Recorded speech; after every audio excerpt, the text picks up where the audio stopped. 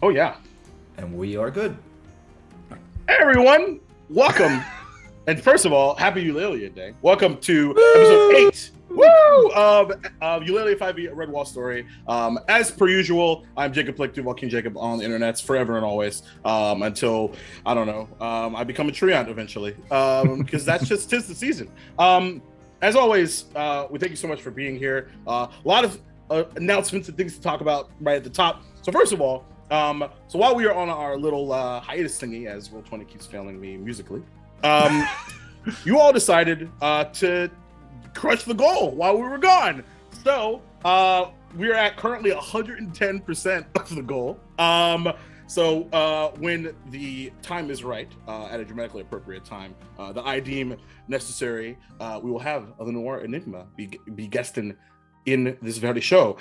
But also, we have somebody new at the table that you also helped make happen. So first of all, Morgan Peter Brown, welcome to the amphitheater. Thank you. I'm in the middle of the screen. This feels like a lot of pressure. I'm like Hollywood Squares.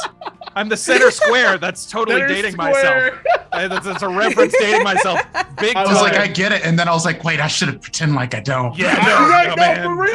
Yeah, I get that. I'm just- Gen No Zs don't get idea it, bro. what you're talking about. Sure you don't.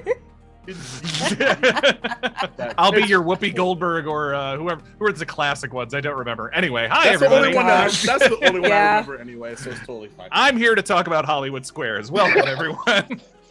Also, Betty White. Betty White. Yeah, totally. All day. Totally. All day. Anyway, hello. Anywho, yes, again, welcome. First, why don't we start with you? Who are you playing tonight?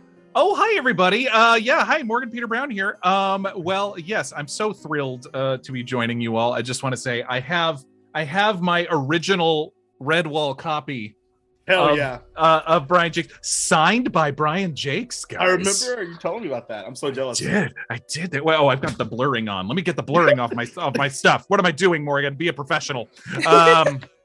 There we go. Look at that gorgeousness. Anyway, I'm so thrilled to be here. And I'm so thrilled to bring along my lovely brother Yerrick, who is a tiny shrew boy. No, he's a fuzzy little shrew monk, actually. That's all I'll say. We'll meet him soon. I think that's el perfecto. But of course, Morgan is joined by the remainder of this wonderful cast of characters, starting with Sir Dipples and Dice. Prince, say what's up to the people. Everybody, I'm Prince, also known as Simple as Dice around the internet. Sorry. It has begun. I'll be playing Here Core, we go. your pacifist paladin, Sea Otter, and I have Martin's sword, and I'm very afraid to use it. Yeah, you do. Very Yeah, My you do. pronouns are he, him, so is Core's. Pun Master 3000. Good lord. But the sister of Pun Master 3000, April Raygun, say what's up to the people. What's up, people? I am April. You can find me everywhere as April Raygun. I play Core, your clerical otter. Indeed. You play Core? Clerical? Wait, I play North. no, you don't play Core. Wait a minute. Back. April, Wait a minute. eventually you're gonna get one of these right. Core the clerical otter was very alliterative though, and, Yeah, and it just sounded super right. well. I was Switch like, your yes, of names course. now. Right. Core, the pacifist paladin, also office manager? I was gonna say the clerical otter, yeah, it's Yeah. just needs like little spectacles and just Oh, like I an fucking adding love that. machine. No. Oh my Please, fan gosh. art. I would love that, please. Thank you very much. Yes. But who are you actually playing, April? She doesn't know. She doesn't know. Core's twin sister. This is off to a great start. You guys Holy could shit. see Zoom chat right Oh, that's like Oh my Prince's God. timing was like exceptional there. Like just perfect. Oh, god damn it. You know what? For the rest of you, just Even though- ignore me. Ah, Even though- there you go. As many of you know, I absolutely hate puns. Prince taking inspiration. Because it's Yes. I have to give it to you. That was amazing. Wow. Good lord. Anyway, Crystal, Queen of Trees, save us from ourselves, please. Hello, people. My name is Crystal Fear. You can find me at Crystal_Fear on Twitter and at Crystal Fear pretty much everywhere else. I am playing Saoirse Kara, the crow sorceress who is apparently now Queen of Trees because, yes. Why not? Why not? Why A lot. not? That's a big responsibility. It's a and boy, does she wield him correctly. Anywho, but of course, Saoirse is of course joined by our wonderful, amazing artiste, wonderful, who you should hire to do all your character art. If you didn't see the Haven stuff, you should. Lynn, say what's up to the people. Hey, I'm Lynn. And I am playing Alice, the ranger squirrel. We were both she/her. Oh yeah, and the gentleman that has no idea what happened last episode, the guy on the ones and twos, my favorite person on the planet, William. Say what's up to the people. What's up, people? I'm Bill. Sorry, my hands have been dancing across the keyboard like I am the Picasso of music. But if there were to be somebody that was really good at playing piano, you know, they would Right. be the Picasso of that thing, and I am now that thing, but only of computers. Anyway. That was a roller coaster ride. You couldn't think of like Mozart or No, Beethoven no. or That's a good one. Picasso of piano. That's right. But for computers. Yes. Makes a world of sense. I am playing Tamarisk, the hair rogue tonight. And as everybody mentioned, first of all, it's been a month since I played this game, and I don't remember the stuff that I did, and I even less remember the stuff that I didn't do. So this is going to be an interesting night tonight. Yes, it is. It's going to be a good time. Cannot wait to get cracking. Mentioned Kofi stuff. So we're done with all our Kofi related goals, but of course, if you want to support us, keep making that number tick up, and maybe it'll be something special. I don't know. I'm a little on the fence because someone was asking me like, well, what's the next one? But I was like, I've already told people it was the last one, so like, I don't know. Like, don't, it's a Stretch goals. Stretch goals. That's what I should have seen. That's what we need you here for, Morgan. Stretch I'm goals. trying. I try to help. Yeah, there you go. So that is something we will keep in mind. But if there's something that is of interest that maybe an after show or I don't know, whatever you think about it, you let me know. I'm not hard to find. But before we roll that beautiful intro by so many games. One last thing to let you all know about is that, of course, tomorrow, Duval's Gaming Journey is always 8 p.m. Eastern Time. We'll play some Chrono Trigger, and but I also like to say, hey, like if you're watching this show, you want to talk about it, hit me up there while I'm playing Chrono Trigger and talking about whatever the hell I talk about. And then on Friday, over on So Many Games, the Twitch channel, we'll be doing Helping Heart Hands, our monthly charity stream, where we raise up a bunch of money playing a bunch of TTRPGs, and then just drop it in somebody's Ko-fi, and they don't even know, and then they cry, and it's like wonderful, awesome time. So that is like all day from like 3 o'clock to like 3 a.m. something Eastern time. Schedule should be coming out here pretty soon, so stay tuned to the socials. But I guess we actually have to play some Dungeons and Dragons, I suppose. I suppose we can do that. Sure. So, without further ado, let's tell a Redwall story. Yeah.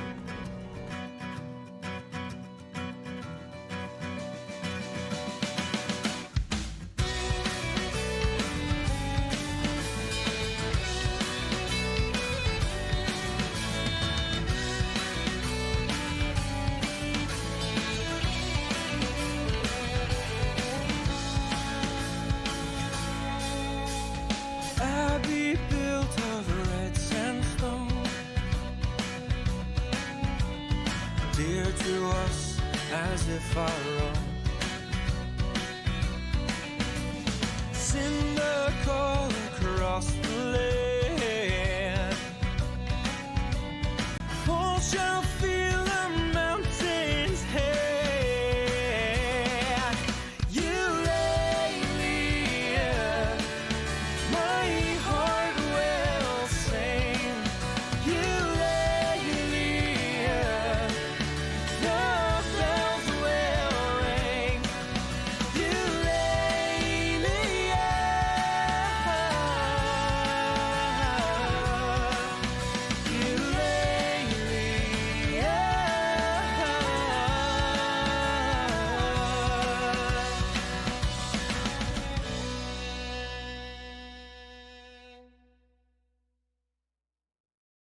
That's weird. Hello again, everyone, as I try to and fail to fix music situations for whatever reason. So yeah, I think I'll just mute it for now myself because I don't know why it's happening. Anyway, so last we left off, as Tamarisk leaves Alice and Saoirse to head back towards Skell Killar, which of course is our lovely treehouse town, Utopia, as he sort of heads into his solo journey towards southward to try to get a little bit of intel, what's going on with the unwanted, the fine folk apparently that are threatening to tear down the red sandstone walls of Redwall Abbey. Not great. Cor and Nor are having a great time sliding up and down these makeshift elevators that connect all the trees together and the homes together, as well as the large city hall, and are interrupted by this large robed rat figure by the name of Grubbelly, and what they perceived to be a bit of a threat, them being outsiders and him being someone that has resided here all this time, so he says at the time. But none of that really matters as everyone comes together, our beloved children of destiny, because it is the Spring Awakening Festival, everyone. And there was much merriment and conversation as our party headed up the very fine set of stairs to the tree's sort of exit and crown. At the very beginning of sunset, there was arm wrestling and play fighting and fighting that got pretty serious, and archery, and drinking, and a talent show that was supposed to happen.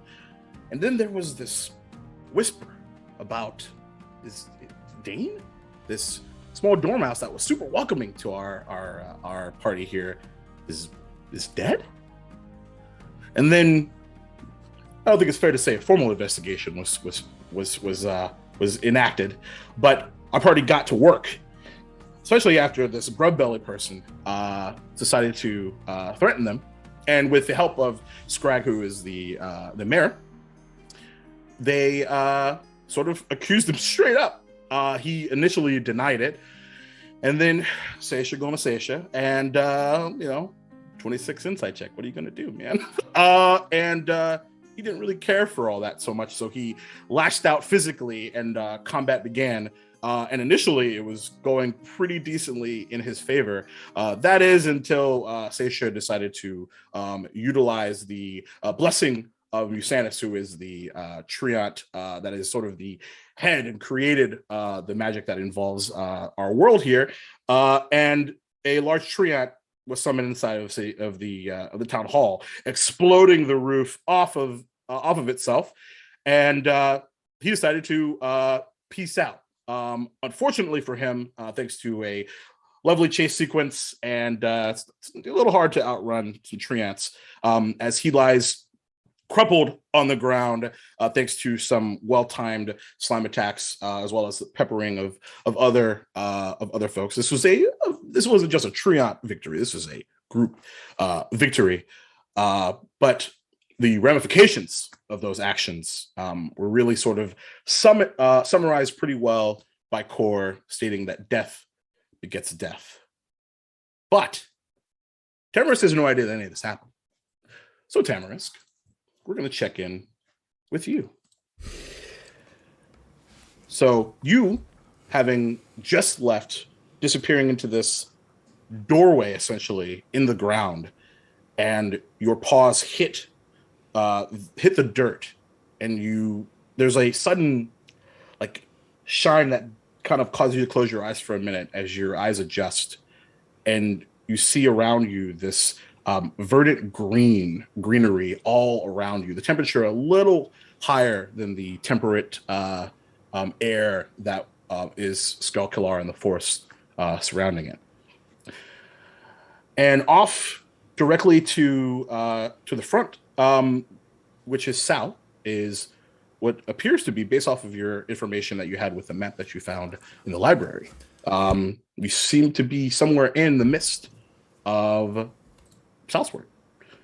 And I went ahead and put a little pink X next to the southern path on our map here in Roll 20 to let you know where you found yourself.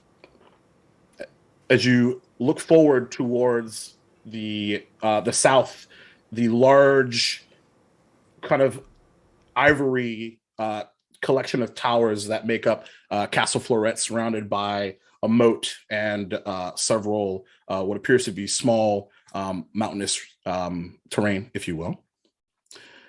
The smell around you is fairly sweet, almost shockingly so. And then to the far, about 20 or 30 paces to the side, is this small dirt road. And you begin to hear the sounds of creaking. Just really low and slow. Morgan, would you like to describe what Brother Yerrick's doing, please? You smell Brother Yerrick before you see him. You smell this his days of brewing and fermenting and caretaking various liquors, ales, meads, and cordials have given him a very strong, though not altogether unpleasant odor. You get this sweet and earthy, but there's this tang of fermentation, and there's this muskiness of damp cellars in the air. It kind of combines with the overall fruitiness of the trees around you. It's like there's an aroma wafting down this road as you hear this cart approaching. And atop it, you see a shrew. So he's about the size of a mouse, if not even a little smaller, but he's got this long snout that's probably stained a little bit with berries or something on the edge, because this long snout's real good for like dipping in and tasting things. And he's got small dark eyes blinking nervously. The cart is moving very slowly. He is very nervous. And he is looking around in all directions, trying sort of like it's trying to be stealthy, but he also he's got this cart behind him, so it's actually pretty unsuccessful. His fur is grayish brown, and he wears a very dirty habit. It looks very stained. There's grass stains and dirt, and then underneath the grass stains, there's again more stains of like berries and things that look like dyes or things like that. He is not armed, besides what you see as maybe a small sickle tucked into his belt that is again stained with like various flora and fruit that he might come across. And you were hearing a lot of clunks of jars and bottles.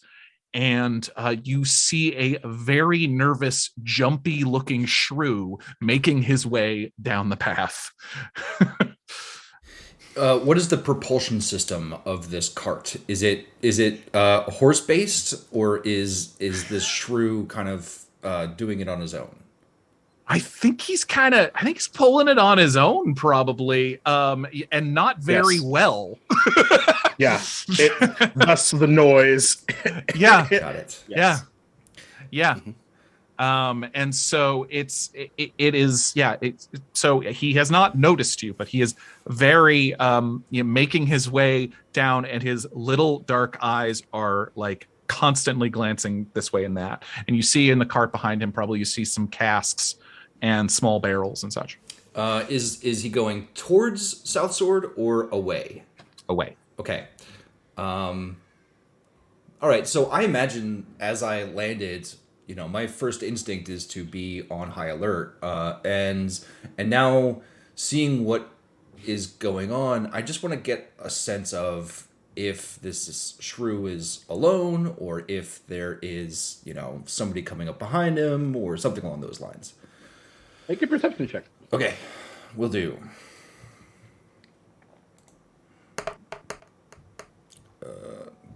That's pretty good. 24. 24. Certainly appears alone. The sort of makeshift dirt path that is behind this shrew is pretty unmarked, with the exception of the outline of small paws and the wooden wheels, creaky wheels. But there is a far off, kind of closer towards the woods, almost near to where the mountain sort of starts, is this very large dark shape.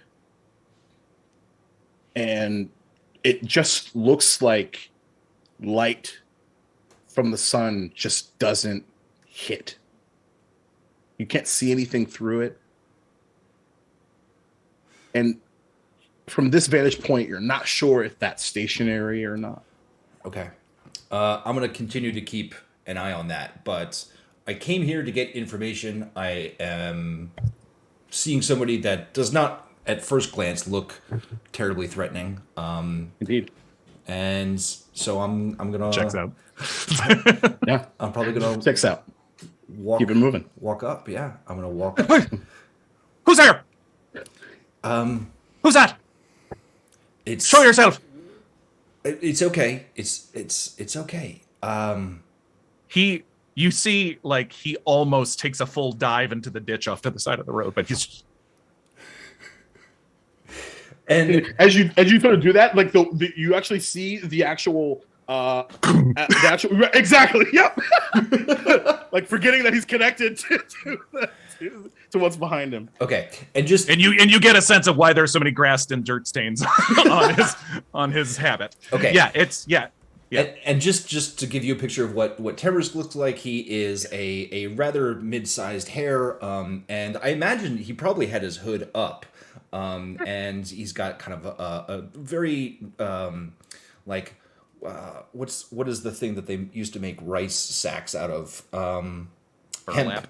Burlap. Yeah, he's got like it's made out of a burlap sort of type material, and he kind of looks very very lithe and wiry, and he does have a sword next to him, but he did not pull that out. He's also got a bow strapped behind him. Also did not pull that out. And now that you're in the dirt, I don't think you need to be down there. You're not necessarily protected all that much. All right. Come on out. What is your name? You seem friendly enough. All right. And he'll try to dust himself off, but he's probably a bit too dirty beyond any sort of reason. What? Where? My name is Brother Yerrick. I'm headed towards Redwall Abbey. I am completely peaceful folk. I mean you no trouble. I'm simply, a brewer and a fermenter of sorts, and I don't know what you want, but I can't help you. So please just allow me to be on my way.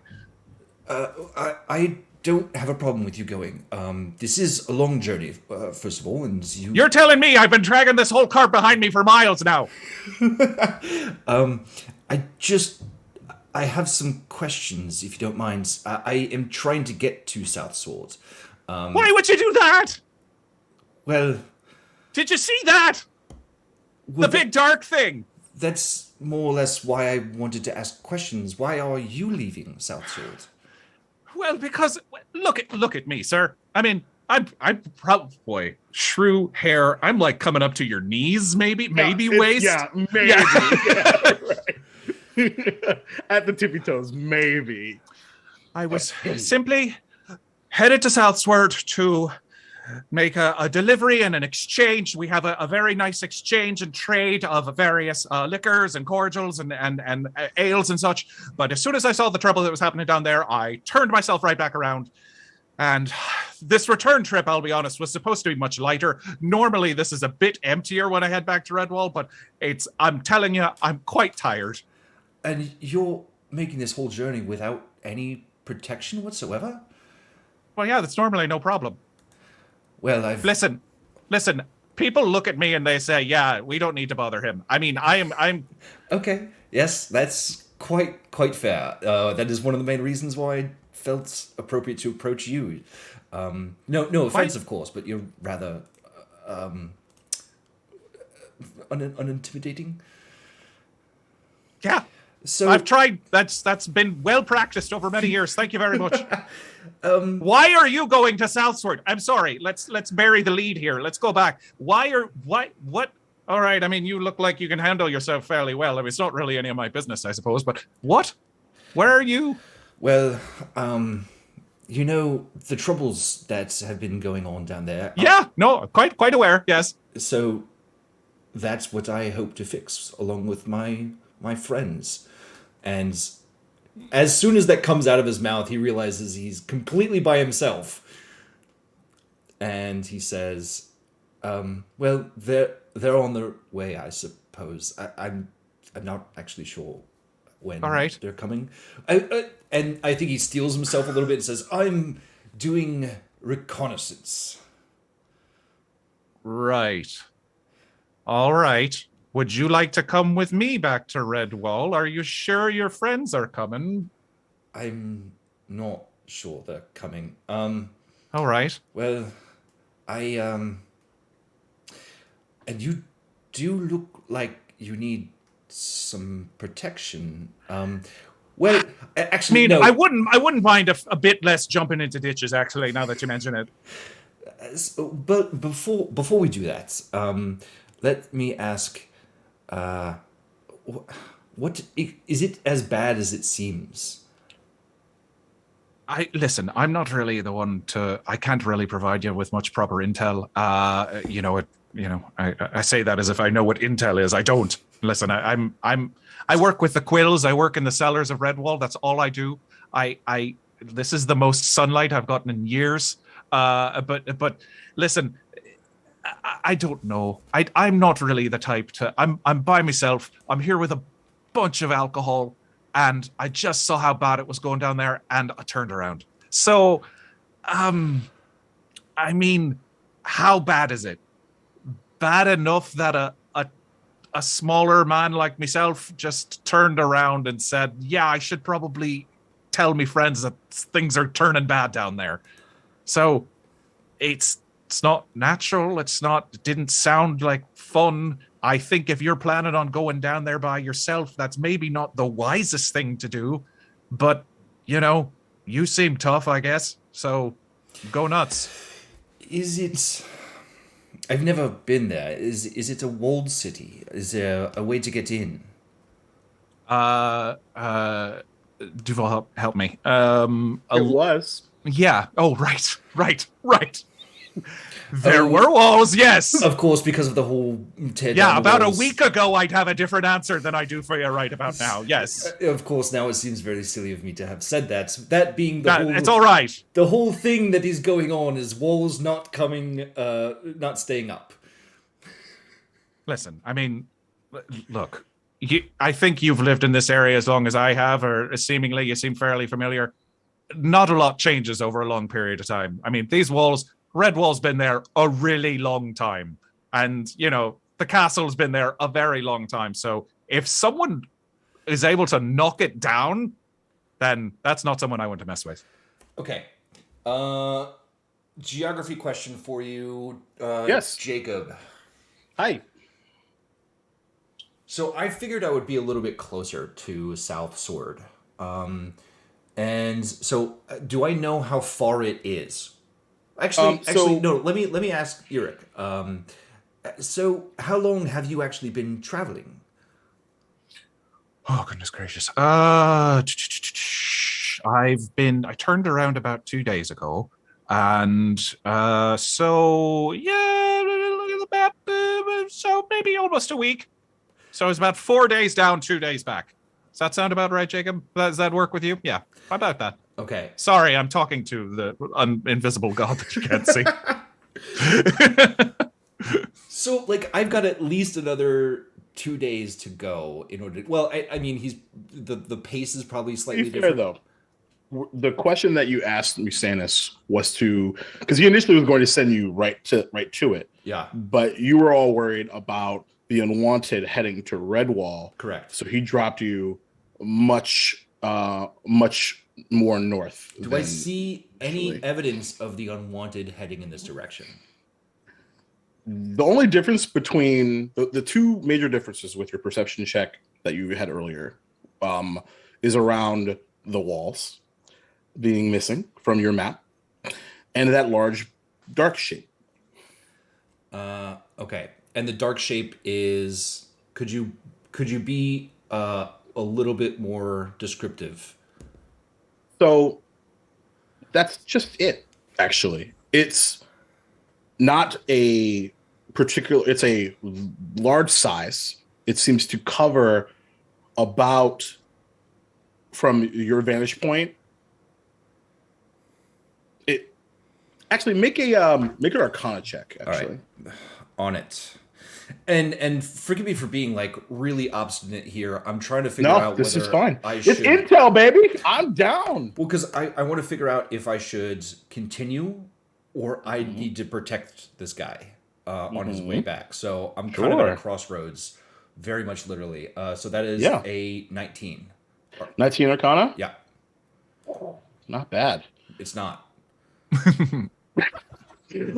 So you've heard stories just in your travels, both to and from Salamanastron, of a particular incantation that allows someone to cover a particular area with magical darkness. Okay. And as you're focusing on that, the actual magical darkness itself, now that you've identified it, is slowly moving just a hint. Okay. If we were to like scale this on a creepy scale, would it be like a 10? That's up to you. Yeah, I don't think Tamarisk likes this at all. Yeah, I think Yarrick, by the way, he's been on the road long enough where even if it's just moving, if it's noticeably moving in that time that we've just been standing there, he's like, yeah, it's moving. Correct. I stared at it for quite a while, and you see that tree? That tree wasn't dark about 3 minutes ago, and now it is. Like you do a thing where you set a little point of reference, and then no, it's coming this way. Is it really that close? Like you can see it starting to consume trees? It's not, well, because keeping in mind that it's still fairly far away. It's just what's the major concern is really the fact that like it's not this dark like shape that has no like circle, square, or anything like that. Like a cloud, like a fog, just like a pace forward. It's like if nighttime was a storm cloud. It's very weird. So I promise this is my last question. Does it look like I don't believe you? Insight check. Go for it. Does it look like I'm kidding. I'm so messing with you. It is moving like an amorphous object is moving, like a disc is moving towards us, or is it expanding? It's like it's moving like an amorphous object. Okay. I don't want to deal with that. Not by yourself. I wouldn't recommend it. No. No, that doesn't appear as though there's any kind of reconnaissance that would be terribly helpful for me. Besides large black clouds. Right. And walls are down. Listen. As you're having this conversation, thank you. All right. There is the dark shape has a creature hooded that just appears out from it. Large black hood.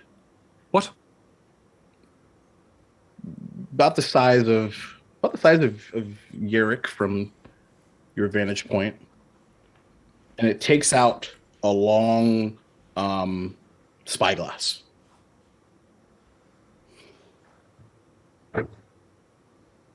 Make a stealth check. For both of us? Mm-hmm.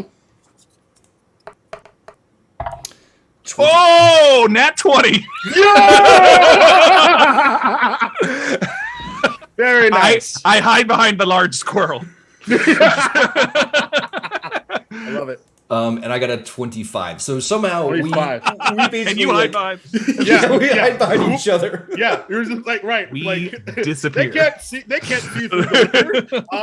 That's perfect. And the spyglass sort of like catches, and the hooded figure sort of like spins around, points with their thumb, and enters the darkness. Ooh. We should hurry.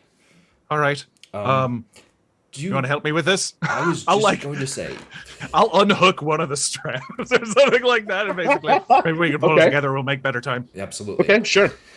There's some great nut brown beer over here if you want some. We can maybe when we stop, you stay hydrated with it. It's fine. What, do you have any food? I don't like to drink on an empty stomach.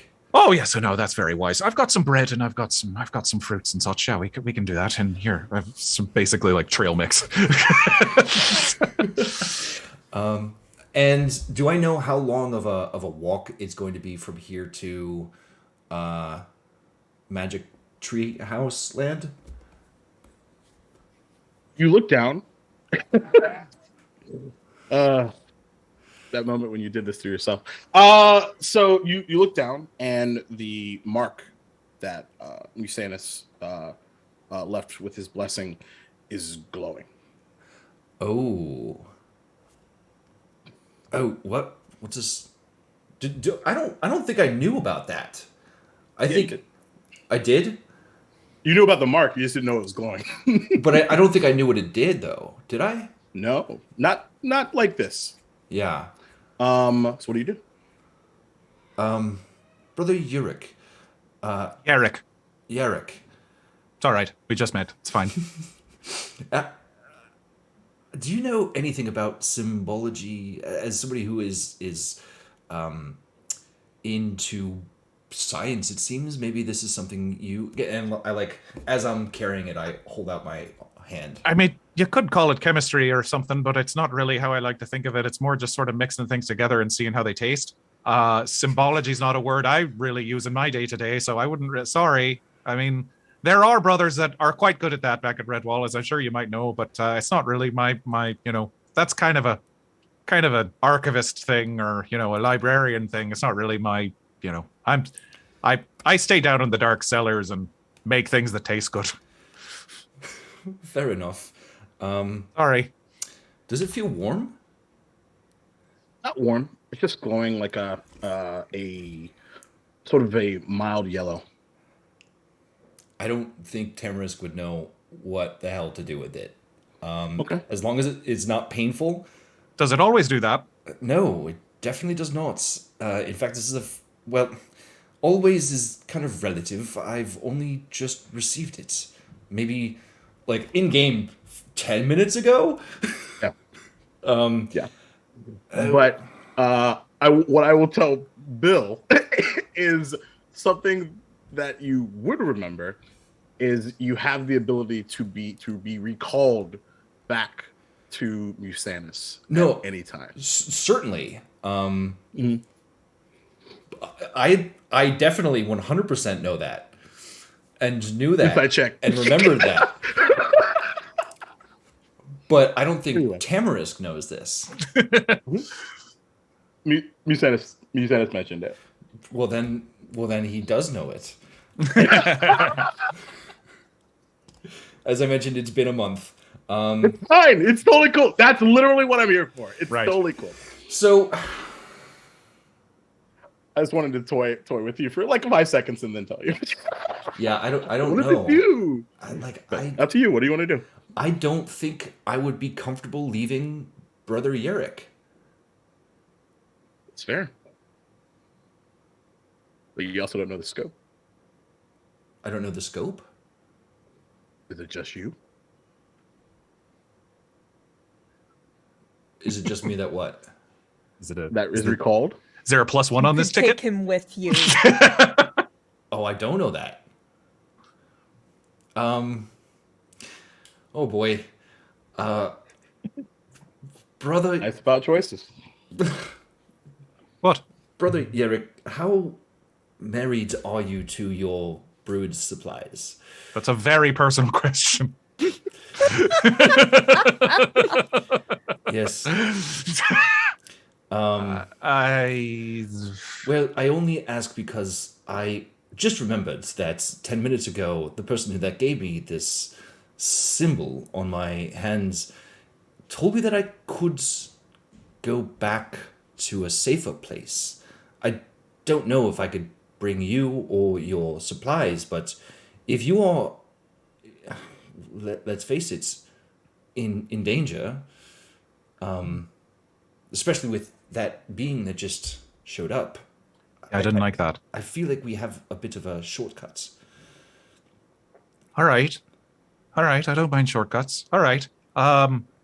This probably can't come with us, or what do you think? I have no idea. Okay. Well, I mean, it's a good thing about alcohol. It doesn't really go bad. So we could put it in the woods, and that's what I was thinking. We find some bushes, we find some stuff, and I'll leave it here, and we'll as soon as the darkness travels by, we'll come back and get it. It'll be fine. Okay. Yes. Let's go ahead and do that then. All right. So yes, we'll cart it off to the side of the road and find a good place to cover it with leaves and such. Yeah, sure. Yeah, shouldn't be too difficult. All right. Well, is one. There's one cask that he's kind of looking at quite a bit. Well, so listen, I've been working. Can I tell you something? Sure. We've just met, but I feel like I can trust you a little bit. Well, kind of. Please. There's a new ale that I've been working on. It's like a winter ale with a little bit of like nutmeg and like cranberry that I've been working on. It's here in this, and I'm going to bring this with us, if that's all right. I know a bunch of people that would be very happy to partake in this, especially Fantastic. where we're going.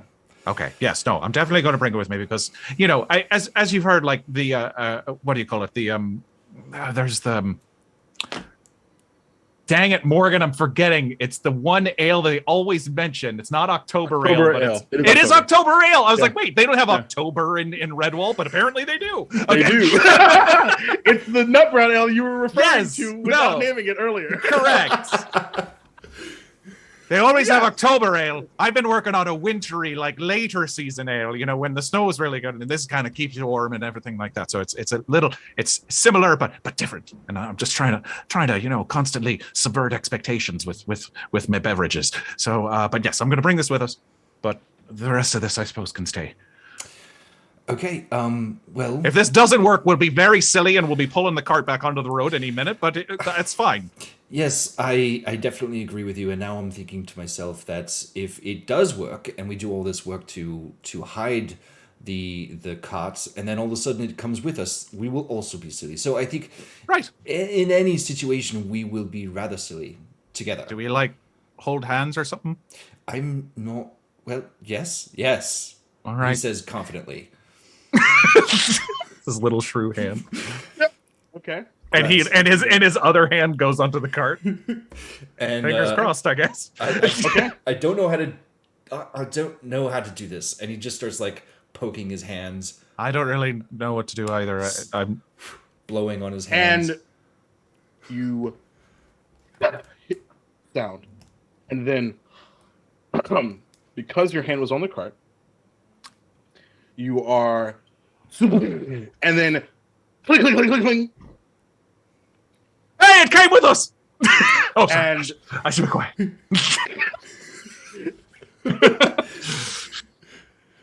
No, that's great. I don't think we're in any more danger, so you can be excited. It's good to be excited. Well, and correct me if I'm wrong, Jacob. I've had no experience with magic. Literally zero. Quite literally zero.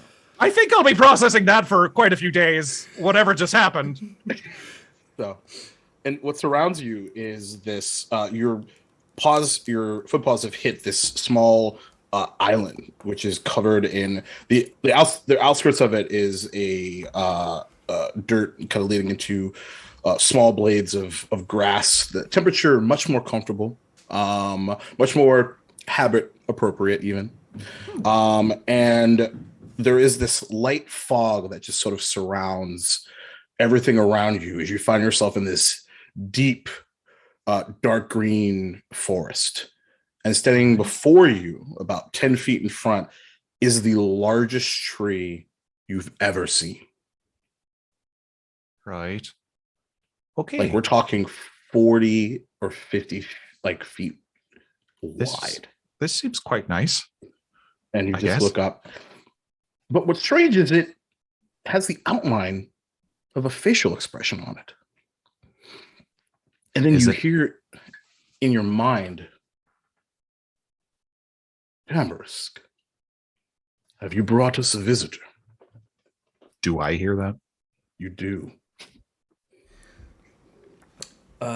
Yes, I have brought a visitor. And I think Tamarisk is still very confused about everything that's been going on. This has been a wild 15 minutes. And so you moving the cart would have taken you about an hour or two.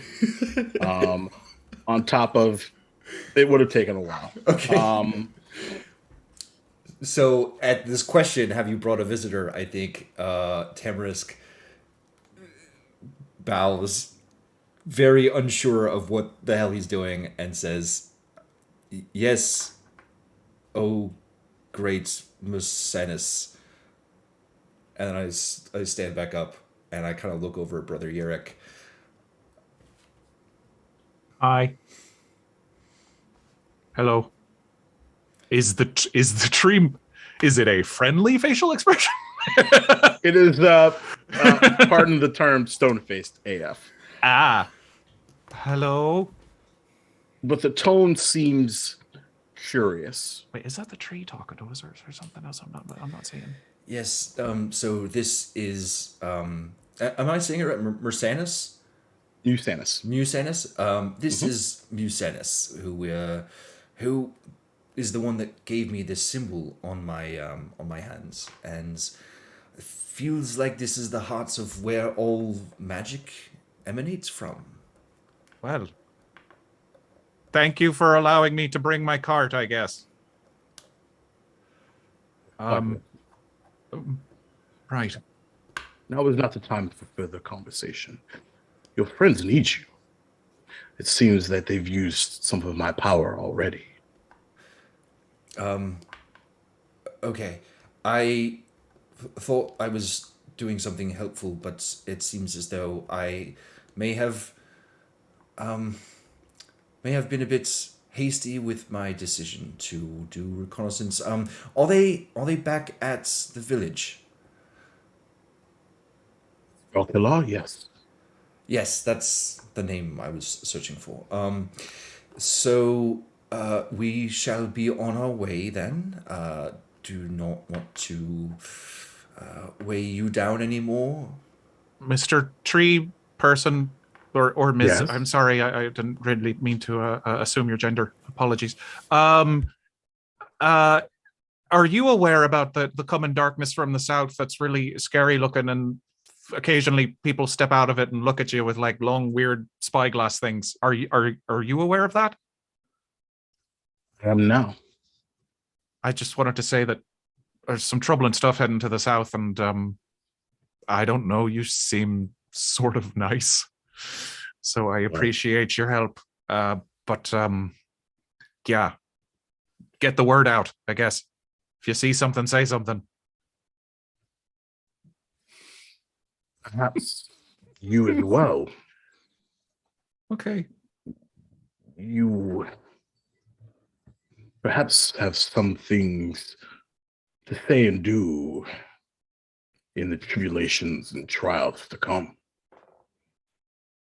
That's very intimidating. All right. Okay. Well, where are we going? Musanis, you forgive me. You also mentioned that there was a way to get sort of a shortcut to the beginning of the forest. Would you be able to help me with that? Gladly. Could you bring? York, there's a sudden like chill for a second that goes down your spine as you see that light fog begin to coalesce and become much, much more opaque. And then you're standing in front of a large, gnarled forest entrance. And you hear the sounds of clattering and slamming. And as about 60 feet, 75 feet in front, you see the crumpled form of a large robed rat. And that's where the rest of you come in. As you all have been chasing down this Grubbelly, as Saoirse sort of brings down a hand, and the treant that she is in charge of slams Grubbelly into the ground. So there's a dead rat in a robe, and the treant is still there. Oh yeah. We were supposed to keep him to interrogate or learn something from. Hold on. DM, question for you. Mm-hmm. How dead is this person? A great question. Like, do I have dead. enough time to cast a cure wounds to maybe pop this fella back up so we can interrogate him still?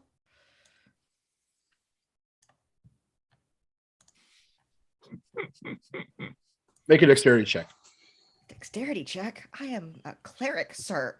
The DM is aware of your class. By the way, after this latest transportation, seeing all this craziness happening in front of him, Yerrick will attempt to hide again. Absolutely. All right. Yeah. That is a 9 dexterity check. 9. So you having like seen him crumple over and go still, there's just a moment that sort of passes as the adrenaline of battle leaves you, and then your brother's words echo and you rush over. He is crumpled and still.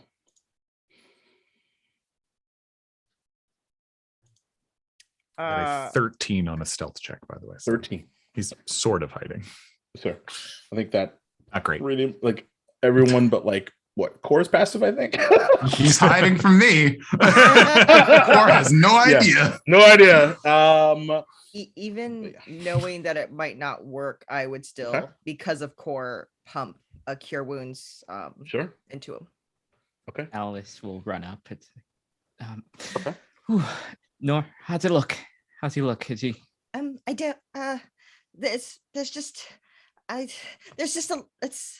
It's a mess, and normally I just have to touch and it could work, but there's. Oh no.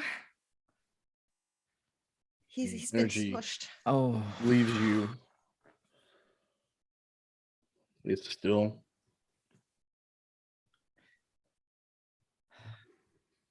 He should have just tried. Should have simply left.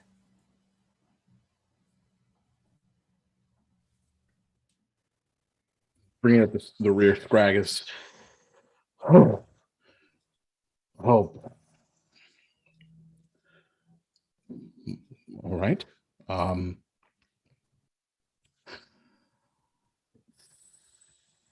He's gone. He is. Seems to be buried to this day.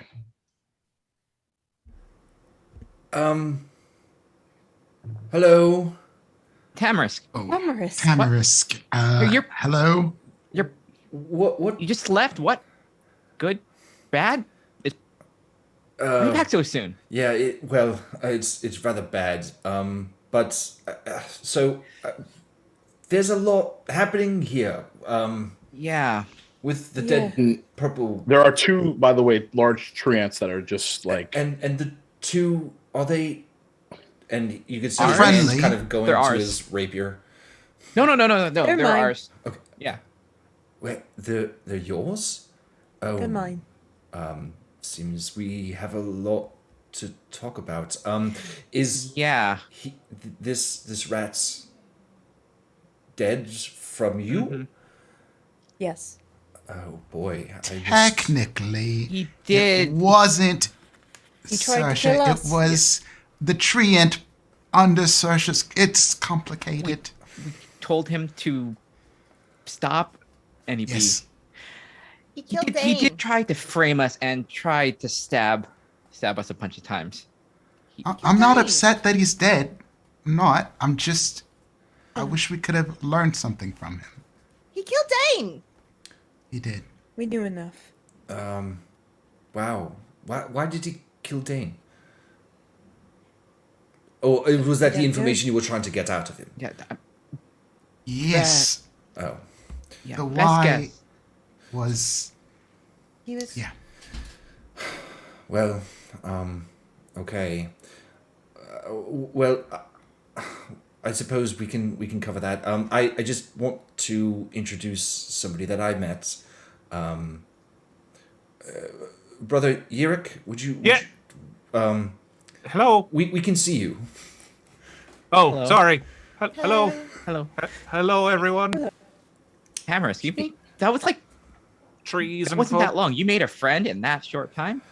Well, an acquaintance rather. So somebody that was going to walk the entire way from Castle Floret to Redwall Abbey, and figured that it was rather dangerous, and I figured it would be more safe for him to come here. And I actually figured it would probably be safe if he didn't head down to the south completely by himself, without his friends, which seems to be the group of you, I'm guessing, I guess. Oh, hi. Yes. No. Hello, large otter fellow. Nice to meet you. Hi. I'm Cor. That's Hello. my sister Nor. Hello. That's Murder. I mean, not Murder Bird. That is Saoirse. Wow. Damn. Wow. That's Alice. Damn. Alice. Saoirse, it's very... Wait a minute. Saoirse. You're from Redwall, aren't you? I'm from the Crow Pine Woods. I've seen some of you around. Yeah. All right. Yeah. That's nice. Nice to sort of meet you. I wish it were on better terms. Great. But your friend is right. He was headed south, and I was headed north, and there's bad stuff down there, so we came here together. What kind of bad stuff? You said it was bad news. How bad is the bad news? Well, there's a giant cloud, except it's not a cloud. It's sort of like a big dark ball of darkness it's like nighttime moving over the land, except you can see where it ends, which is as weird and disturbing as it sounds, and it's coming this way slowly but surely. Well, actually, I can't say that it's coming this way anymore. I don't know where I am. Oh, don't forget, there was a being of some sort that came out of the darkness. There are people in the darkness. Yeah, that's super upsetting. Looked at us from a spyglass, and then opened a door to the darkness and then walked back inside. It was very strange. Yeah, he looked at us real good and then right back into the darkness. But we hid, so he didn't see us. Right. Good point. That is incredibly disturbing. And it's moving. Slowly, but moving. Tamarisk. Wonderful. Tamarisk. Do you think they might have been looking for your friend? I hadn't thought of that. You mean me? Yes. What? Do you think they were looking for you? I hadn't considered that. Listen, I don't know. It's possible, I guess. It's possible that, people create magical darkness in order to find good booze and alcohol, but that's really all people would look for me for. I honestly, I'm not really that special. That is a good point. It seems as though the Unwanted were more concerned with the existence of walls rather than the existence of brew. My beverages have been very well reviewed wherever I go. But it's not like anyone's been tearing down walls or casting magical darkness in order to get to them. All they have to do is ask nicely. So I doubt that very much. It's possible, I suppose, but it's probably not probable. You make brews. That's correct. Do you have some with you now? Well, I don't want. Yeah, there's a whole cart on here, and a good fight always gets my appetite going, and so right. Just... What do you like? How old are you?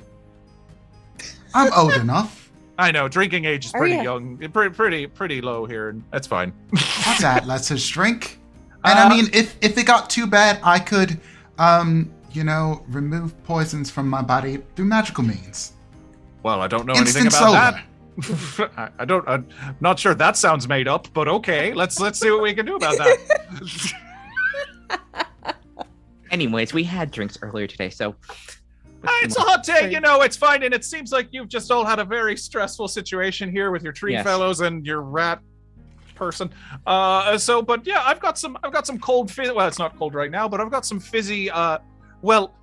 Normally strawberry cordial is as you know. I've been working on it. I've been working on some grapefruit cordial that's like just got a nice tang to it. It's very tasty and super refreshing on a hot day like today. Would you like some of that? Would you like to try some of my special concoctions?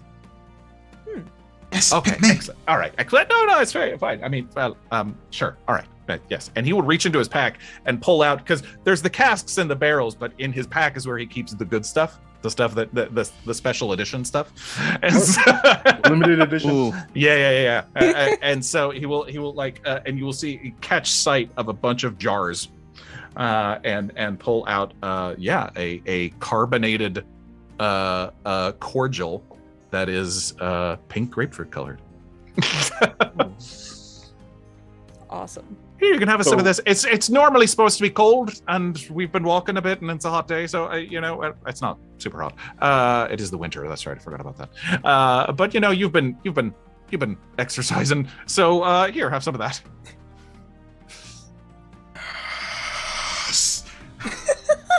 And go easy. That's all I've got.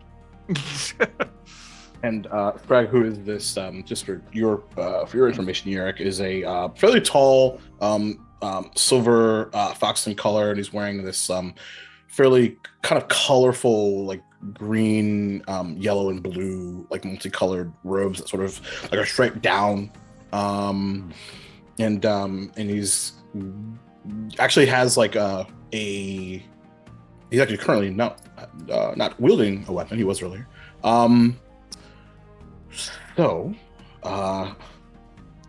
It's the one, rat. You said the rat on the ground is wearing robes. Do I recognize the rat? Make a history check. Don't mind if I do. No. Also, Tamarisk, you as well. That's a 7. 7. Rats. 16 for my history check. 16. You in this form, you've never seen a robe wearing these type of robes, this pink and purple. But the outline of a slashing scar above his left eye does sound familiar.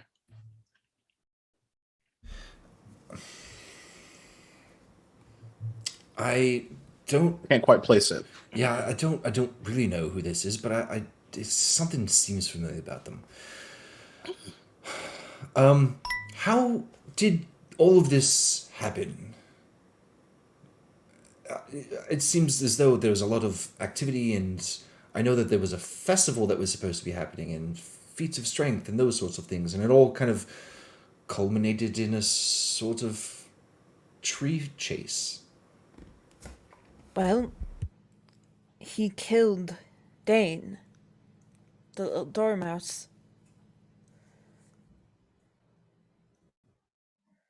And when we confronted him, he tried to deny it, and I could tell that he was lying. And he eventually, not really confessed, but he did start attacking us. And we had to defend ourselves.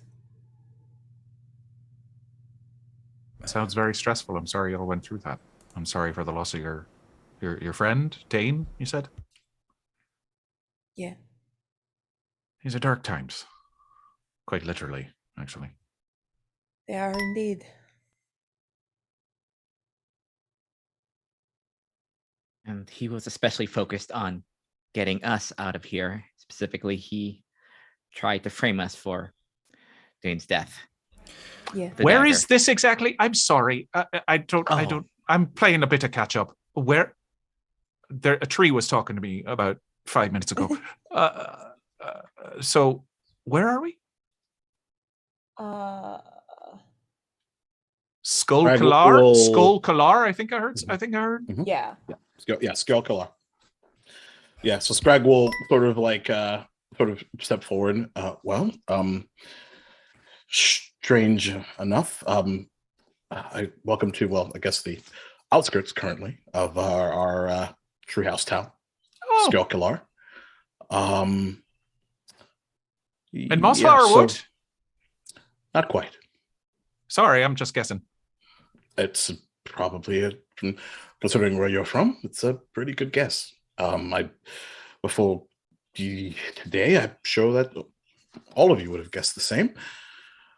But no, we are a bit of a, at least until recently, a secret utopia hidden in the old outskirts of your rock hall.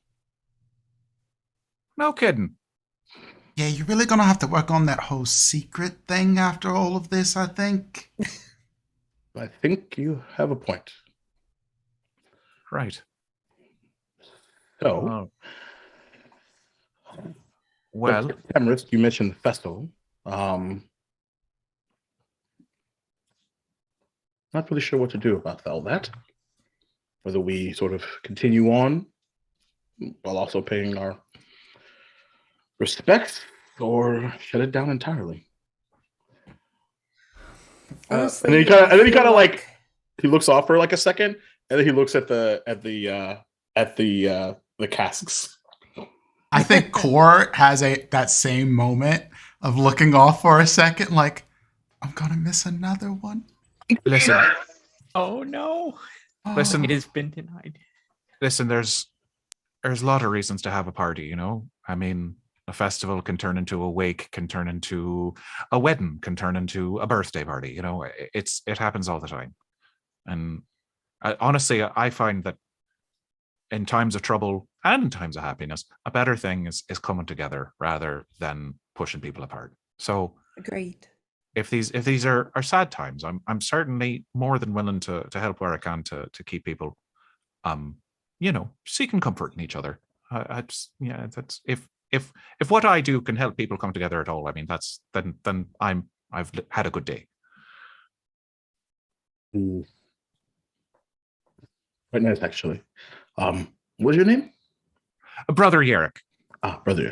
Of the Sellers of Redwall Abbey. Yes, that's right. Yes. Oh. It's all coming together. All right. Okay. Well, also, so, about the roof of the town hall? Yeah, sorry. Was it me? No. And the Treants like in unison shrug god.jpg. Wait. Wait. Yeah, so The trees shrug. They yeah. do. So And sort of they don't point at Saoirse, but they definitely like turned that way.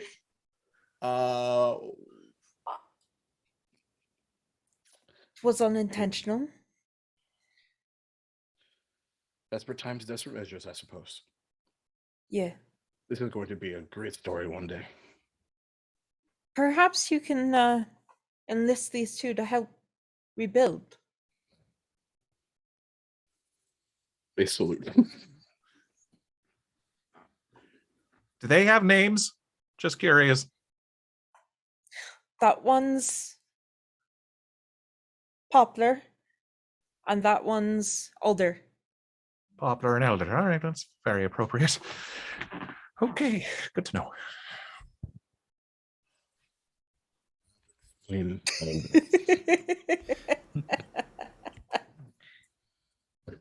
All right. Well, let's head back. And unless there's anything else you wanted to do before heading back in towards town.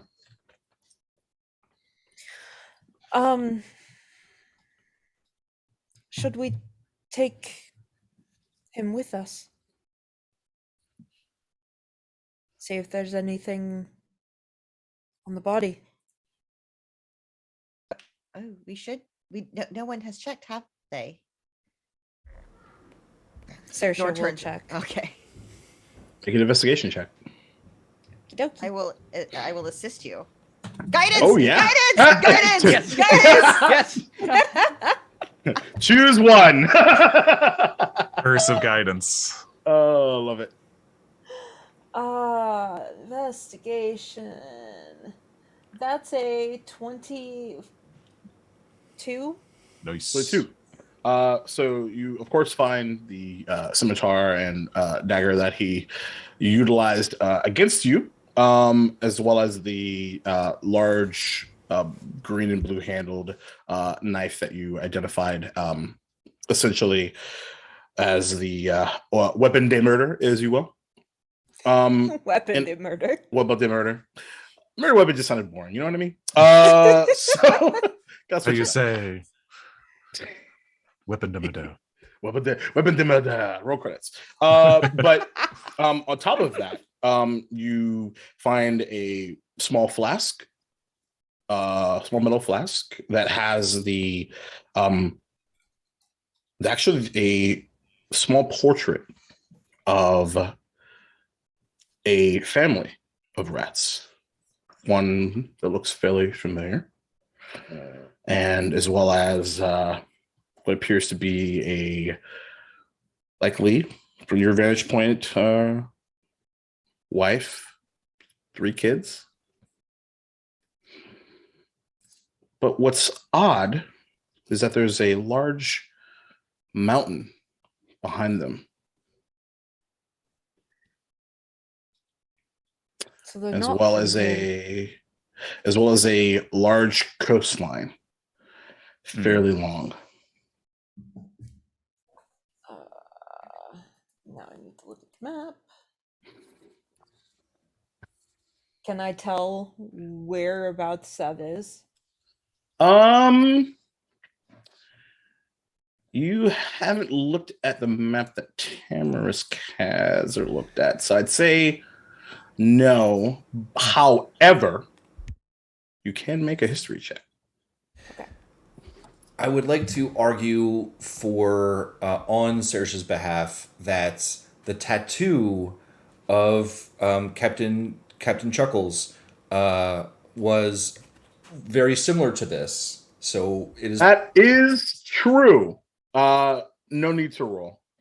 Thank you for that. Okay. It is. You have a hunch. Okay. A pretty strong one. Looks Okay. pretty salamandestrani, Ooh, love a sandwich with some good salamadestrani. right? Sorry. Love Don't it. be. Don't be. I Amazing. deal with Prince all the time. This is like Now you're one of us. yeah. Nailed it. One Yay. of us. I was hoping to do it within 90 minutes, and I just got it in there. There you go. Nailed it. Yeah, looks Okay. looks familiar. Seems to me he and his family weren't from here. Where were they from? As I'm kind of like, I imagine I don't see it yet, but Yeah. I'm just kind of looking down at the flask. They're from Salamandastron. You kind of see Tamarisk's eyes go a little bit 1,000-yard starey, and then the question was brought up whether we should bring him back. Yeah. Yeah. I think it was actually, I don't know if this is true, so I'm just doing some world building here, Duval. As parts of the Long Patrol, we always treated the bodies of our enemies with respect, and it seems as though this was an enemy that you all fought against, and they lost, and we should still treat it with respect and give it a proper burial. Agreed.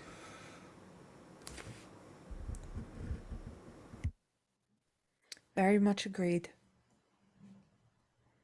Okay. So I will- I think I'm His gonna family. like, I don't know, firemen carry this body. I'm gonna order the Treants to carry him. That's way less unpleasant. Yeah. Slightly more disturbing, though. Please make sure that they don't squish him more. He's already... They're not going to. Okay. Have any family here? Or is his family back home? Greg, do you know? Been alone.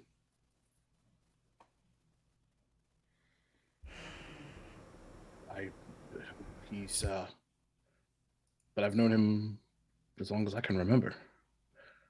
So I don't really understand what. Does he have a room we could search, or a place that he lived? Maybe there will be notes or letters or books or something. That's a good idea. Yeah, I'll take you there. Why would he have wanted to kill your friend, the Dormouse? What was the... I mean, besides trying to frame get you all out of town, which, all right, but was there any sort of other motives or whatever they call it? I don't know. It's not really my business. It was pretty sudden, so I guess looking would give us a better idea why. I mean, it can't just be we're strangers in this place. It's got to be some other I reason. mean, He was very insistent that we leave, and was Almost- very angry that we didn't. So Yeah. Dragon's Almost from just the like- get-go. Dane, Like, Dane lost was the in only thought. one was very nice to us. So maybe, Hmm. but you make a good Yes. point. Maybe he picked Dane for a reason. Maybe him being so outwardly nice to you made him a target. Reason. What? All right. And if I'm prying too much or anything, please feel free to tell me to mind my own business. So what brought? Because you lot, I've at least seen some of you around the Abbey. What are you doing here? Yes, big otter boy. It's yes, good to see you. I actually have a question. That's a good point. How well do we know Yurik? Like, if You've never seen him before, Okay. ever. you just said you saw some of us already. Okay. I was so- gonna say he's small. You may and have seen us, but Yeah. Correct. Okay. Yeah. He is okay. small and That's how it is. unassuming, and he Yeah. blends Yeah. in. Cool. Yeah, for sure. that's fair. And spends most of his days not in the company of others. Indeed. Wait, but what brought you lot here, and why would he want you to leave? I mean, it's not really a secret why we're here. We've told people, right? We're here to. We told Scrag, Yes. but that's about it. All right. Well, Told a few. We're gonna here stop the bad things. To get, yeah, we're here to get support in case we're trying to talk with the unwanted, the ones that are likely controlling that dark cloud. all right. Talking's nice. We Well, want to make peace because we don't want people to just kill each other. All What right. they want, and see if we can come to a court before there's any sort of violence that comes to Redwall. This all And- sounds very yeah, sensible. And Martin told us to. Right. Wait. Yeah. I'm sorry. Wait. Go back. What? Who? Yeah. Wait. Yeah, yes, Martin. Yep, Cole has Martin's sword. gave And Cor I his bring out the sword. Ding. And as he pulled it out, you see it. I am. I literally that is. woke up with this. He did. It's very odd.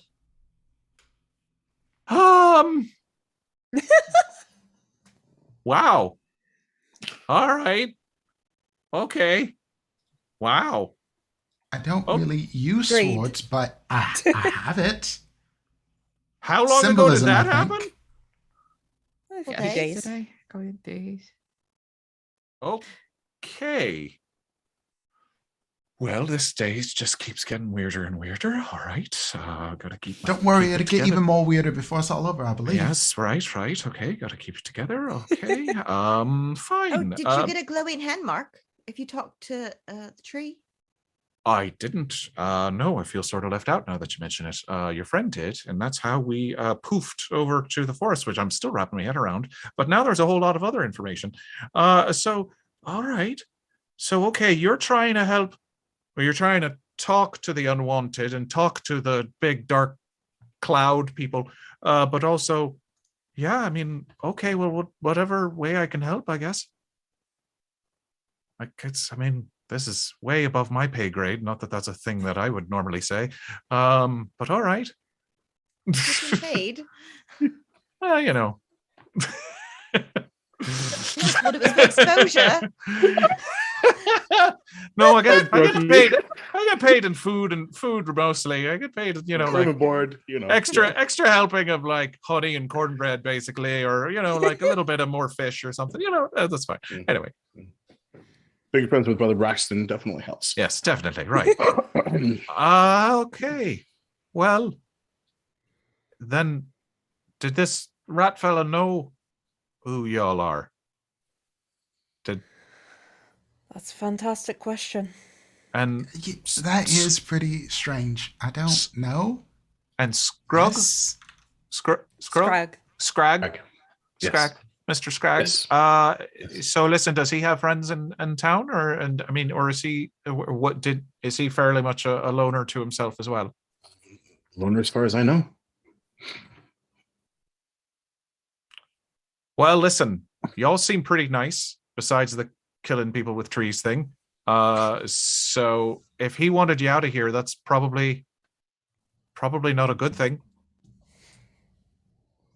So yeah, Yeah. it could mean this place is in danger, I guess. Why don't we bury him here?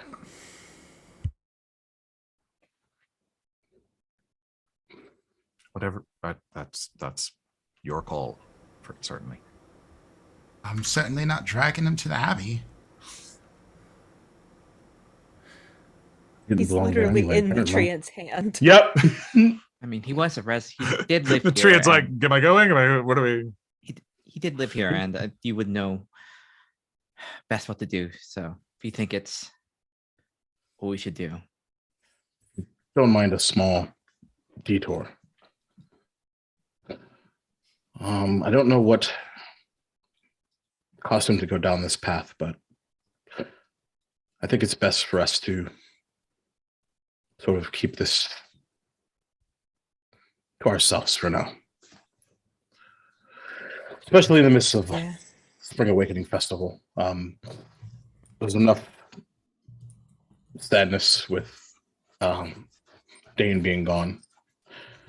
Then to add to it that apparently Billy murdered him to try to stop strangers from. This seems wrong. Agreed. But if he was this, whatever this is, and he was just lying to all of us, I'd rather, though respectfully, leave it here. Yes, I Take that inspiration away, Prince. I do think that I'm kidding. it makes perfect sense to keep this quiet and have it not. Well, I mean, this is your area, as Alice mentioned, so we are not going to impose what we think. So let us do the ceremony here.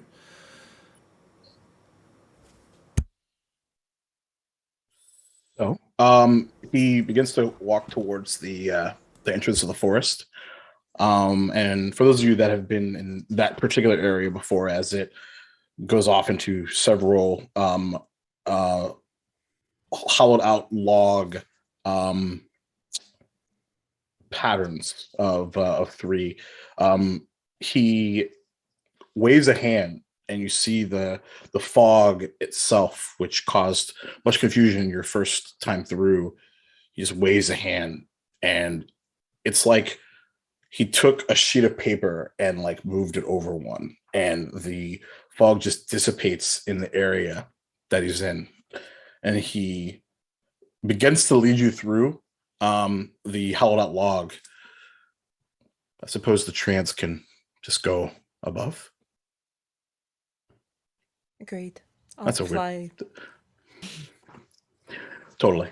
And lead you to a small area where there are several mounds that initially look unmarked, but like really like well kept soil.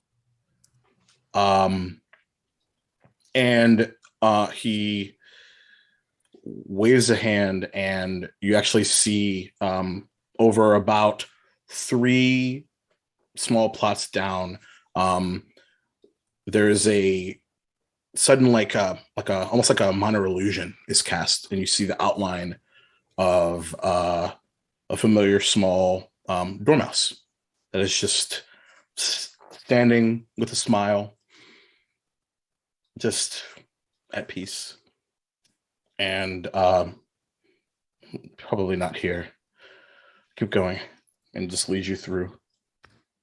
But if you wanted to pay your respects, you could. And he just keeps walking. Saoirse's going to. As we walk past, Nora's going to druid craft just a flower that's grows outside of Redwall. And as you do, like it's not instinctually like towards your presence, but there's like a moment where your brain sort of like thinks it does as he just waves, and it's so like jarring because it's the same wave that he gave when you first met. And then he just kind of Seer goes down. dances for a second, and then the minor illusion just disappears. Before this all happens, before we actually put him into the grave, Cora does want to do one thing. Okay. I want to cast Ceremony. And Cora is going to do basically what he's learned at the Abbey and run an actual like funeral rite for this person. And he's going to touch the rat's head. And you'll see his hands start to glow a little bit. And nothing short of the wish spell could turn this thing undead now. So whatever we had wanted to do to talk to it or anything like that, no necromancy, nothing's going to touch it. And There is... Go ahead. Cora's just like, be at peace. Maybe you didn't find it in life, but maybe you can find it wherever you go after. There has been so much magic the last 5 minutes that Yarek's like jaw is on the floor and has been Yeah. You experience like the whole time. like 6 types of magic in like a span of like Yeah, 15 right. minutes. Yeah. Like flowers growing out of her hand. There's a ghost basically looking at us. Right. Exactly. All right, I guess I'm keep these people on my good side. All right. Okay. Two Till he sees different the water slide. 2 different varieties of tree people. Yeah, right. Exactly. Okay. And hopefully, the dark forest greets you. But if not, and if you are, whatever this is, whatever made you who this was, then Hellgates damn you. And he Agreed. walks back towards the front.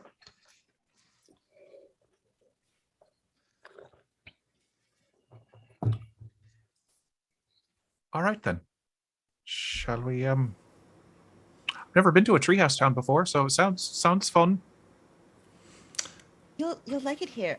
There's lots of things to do, and Cora and I invented slides that are made with water, so you go much faster now.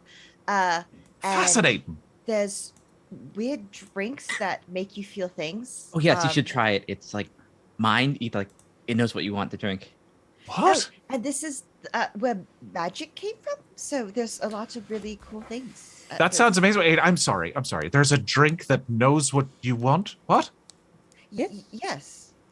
Braxton begins to grin for maybe the first time, really since you initially met him. Come on, Eric. I've got a few things to show you. And that's where we're going to take our break. Oh boy. Woo, boy. I never saw Yurik again. Damn. That was a hell of a first half. Holy shit. Woo. Good lord. So yeah. Love a good funeral. Love a good funeral. Like I told Morgan the other day, I'm like, yeah, you're coming in hot. You're coming in so hot. We put the fun in funeral.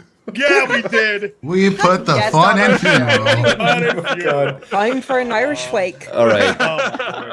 Listen, Listen, that's enough of that. Let's enough of that. Anyway. all right. Get some hydration. All right, if we're you going to want. officially break.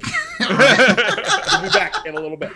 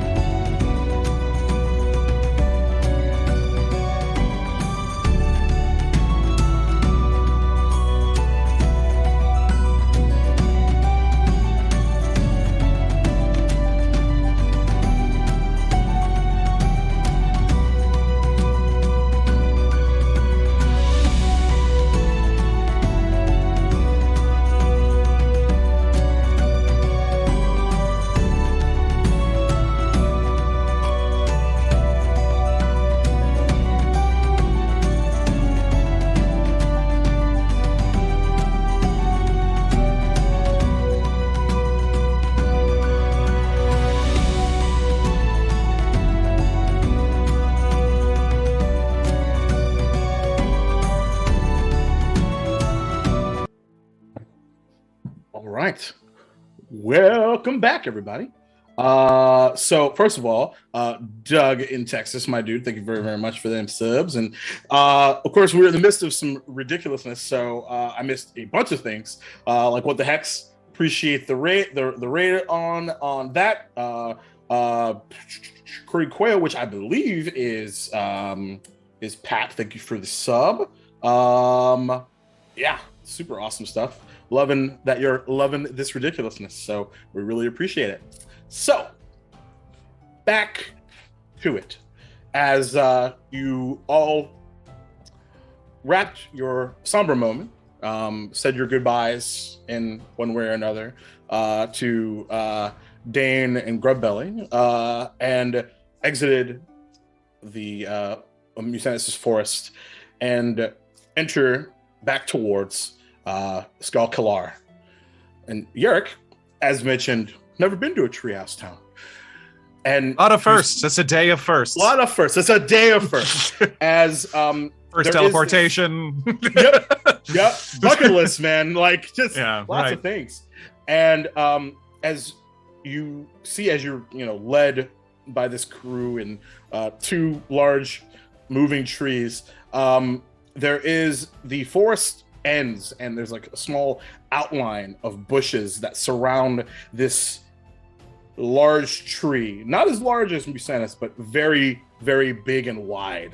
And you look up and you see a peppering of these small hovels that look to be the size of small houses that are just suspended in the air, connected by these different sets of rope. And all initially looking pretty deserted. That is until you see in the middle a set of these pink steps that just descend down the middle. And as you see several creatures of all shapes and sizes beginning to descend as the evening, because the festival itself sort of picked up another notch at sunset, and as the twilight is beginning to pick up. And you actually see a collection of about 50 or 60 of these different houses, by the way. And there's a large makeshift elevator at the front made of these rope, and looks to be the size of like a very large like wooden like swing set. But there's a pulley system that allows you to maneuver up. And right smack dab in the middle, a bit up, is a very large building that no longer has a roof. The roof is splintered all around, and all of you see as the actual collection of wood just splinters into several different houses. And that's where the collection of beasts are coming to investigate what the hell just happened. Did you all do that? He mentioned the roof before. Points to the tree ants. Right. Got it. Yeah. All right. Well, I mean, it's not too bad. They're decent. They look like they live in trees. There's probably some good carpenters in this neighborhood, I'm sure. Yeah, certainly. I mean, probably. Yes. On the positive side, there was no magic fire, so magic trees better than magic fire. True. Magic fire, good point. I assume they probably would not take very kindly to that around here. That would probably be fair. And Scrag's like seeing the collection of what it seems to be the entire town. Like you're looking, and at a small count, probably 300 or 400 different people, all wearing the multicolored robes of that sort of match up with everyone here at Skull Kalar. And wait, before everybody who lives here wears the robes? Yeah. A little weird. They don't. Yeah. Indeed. I mean, well, to be fair, you live in Abbey. You're right. I was gonna say, you're a monkey. Who's he to judge? Yeah. I mean, I was gonna say, does it give off a cult vibe? But I mean, really, I'm probably in a cult myself, so it's fine. Everything's a cult. You guys love cults. And Scrag just kind of whispers, "Follow my lead." Well, folks, there was a bit of an accident, but not to worry. We're going to get everything fixed up, but not tonight, because nothing is going to stop our spring awakening. And like he kind of like waits for an applause that like doesn't happen, so he just keeps going. And then hearing that, now there's like a small applause. So now that we're needing to remodel the town hall, now might be a good time to switch things up a little bit. See, typically we'd have to go up top and tear down all the different booths and set the tables up and get everything ready for dinner and as well as a talent show. But I think it's about to be a nice night. And what better way than in the make the town hall something different. Sometimes change can be good. And he kind of like side eyes everyone. Agreed. Well, chop chop, and he kind of claps his hands and grabs the pulley system and kind of motions towards the elevator. I will follow. Okay. I'm assuming everybody else is as well. Yeah. Yep. Sure. And on that elevator. All right. And it's a bit hefty, so he's taking his time because it's everybody. Saoirse flies up. Okay. And you all head up to the town hall. And the town hall itself, Yerrick, is this collection of fairly long tables and chairs with a small podium up near the front. Not quite Great Hall or Cavern Hall, but it'll probably do. All right. Respectable. It's a respectable meeting place. It's a respectable meeting place. I've seen worse. Yeah, indeed. I've seen better too, but that's fine. Our little secret. And in the back left portion of the room are these three small kegs. What typically do you drink out of? What's your mode of transportation from a beverage perspective, if you will? My snout? No, just kidding. Well, it's a very interesting question. I do have a good testing straw. You know, I mean, you've got it. You got a lots of sips. You know, you've got it as you're tasting things, I suppose. But all right. I mean, I also keep a variety of. I do a bit of glass blowing on the side, actually. When I have all my tools with me, that to do. And so I've crafted some nice glassware in the past. I've got some good here, and it pulls out some, shoddily. They're not totally even, but they're fairly well made glasses, kind of Steins type. Right. Now here's what I need you to do. And he takes kind of a small mug out, hands it to you. I want you to think about what you want to drink. And then I want you to pop the tap. Why don't we have someone, and kind of motions to all of you, show them what I mean. Saoirse will walk up and get herself something very, very strong. Okay. It's been that kind of day. What is that something strong? Oh, I'd say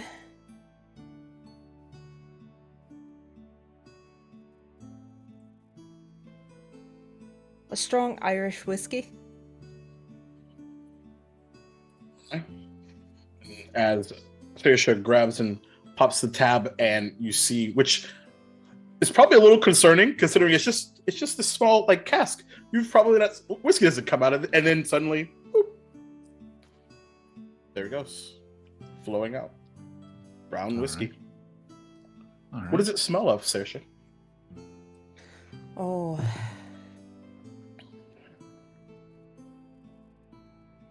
It's caramel and I hate to say it this way, but like a bit of bog. Yeah, good peat. Right. Yeah. That hits the nostrils of everyone in the room. All right. All I right. feel like it's time for an Irish wig. We'll give it a try. I'd like a brandy, but let's do a blackberry and orange brandy. Something with a nice combination. Yeah, let's put this to the test. Impress me. I mean, I'm sorry, I'm not going to be impressed just by by any whatever beer or something. So let's see. Yeah. You pop it, and almost a viscous as it enters into your receptacle of choice. It's pretty good. Not gonna lie, that's pretty good. What? So you can just do this with whatever you want? The only limit is your imagination. Do the trees let you do this? Is this magic stuff? I'd say so. All right. I don't know if it's for me, but it's no offense. I don't mean that, but I like craftsmanship going into something. You like to think. It's sort of strange. You like to feel the crafter's like intention in something. Like the Sword of Martin, for instance. You see, there's so much character in it, and there's so much history in it, and there's so much you can see the little decisions made. And now, I could just go, I'd like ginger beer with I don't know a side of dog crap in it, and you could give it to me, and that's not really. That's fascinating. It is. I'm very impressed, but I'll stick with Wait, what I got. is that actually possible? I can imagine. Cor has to go test it. Cor's like, no, don't say that. I'm sorry. I didn't mean that. I didn't mean to say something so offensive. But no, please. But that's lovely though. I do appreciate it. Greg sort of chuckles. It is possible. Bet you can't drink it. There's a please small, don't drink it, and I will take it away from you. Please don't drink that. I need to change. I can purify it.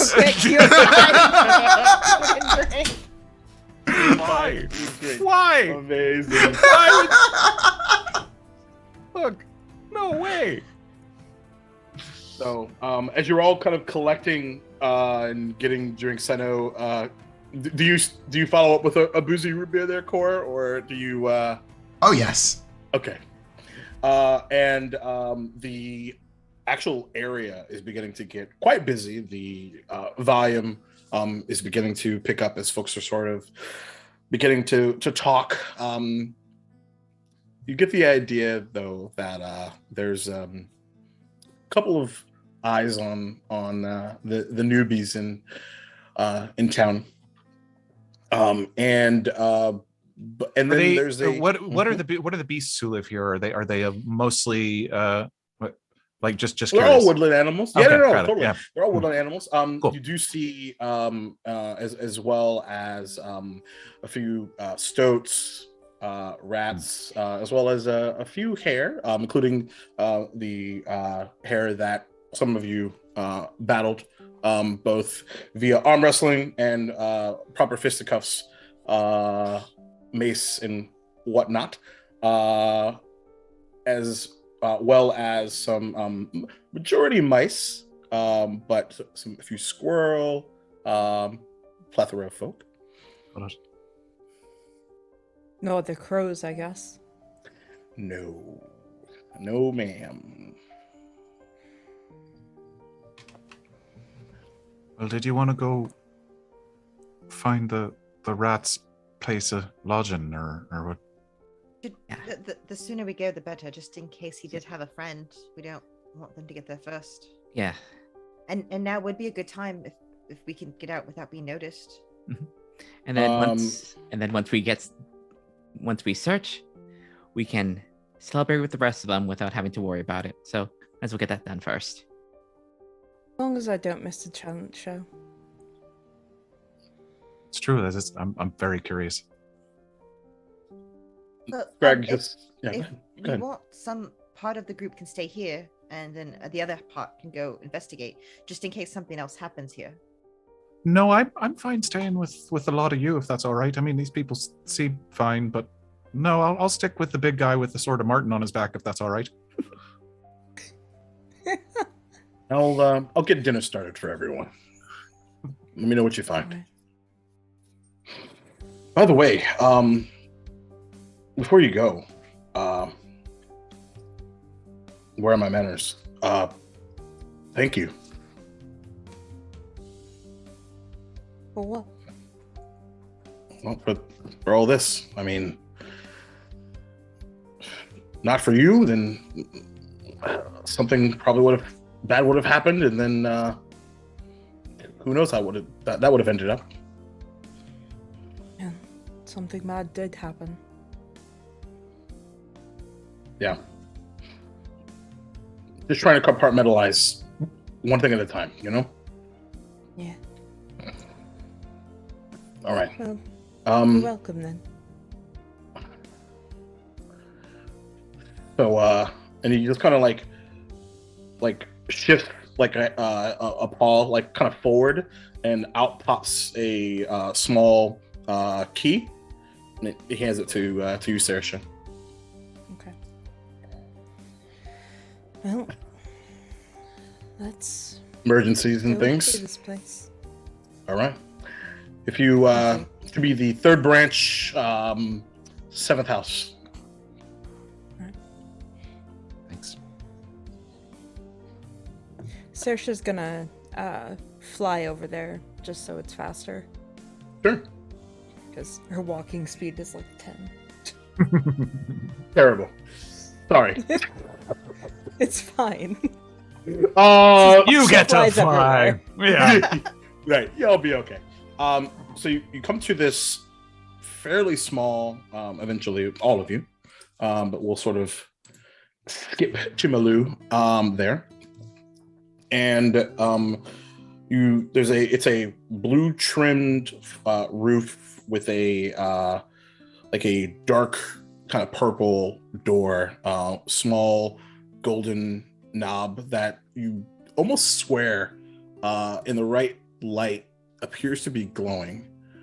The outline of the rest of the hovel is a very just super wooden and fairly old in nature. But there's nobody around because everybody's at the town hall. So you're not interrupted. Police system works just fine. There is a small circular window with what appears to be wooden like bars, like kind of crossed like this, as well. Do you peer inside from there, or are you just going right to the door? She's gonna look inside first. Make a perception check. Okay.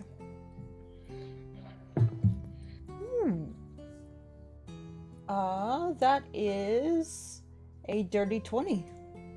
Dirty 20. If you peer inside, especially as it's getting a wee bit dark, but you see the outline of a almost dying candle, kind of like on its last legs on the back end from your vantage point.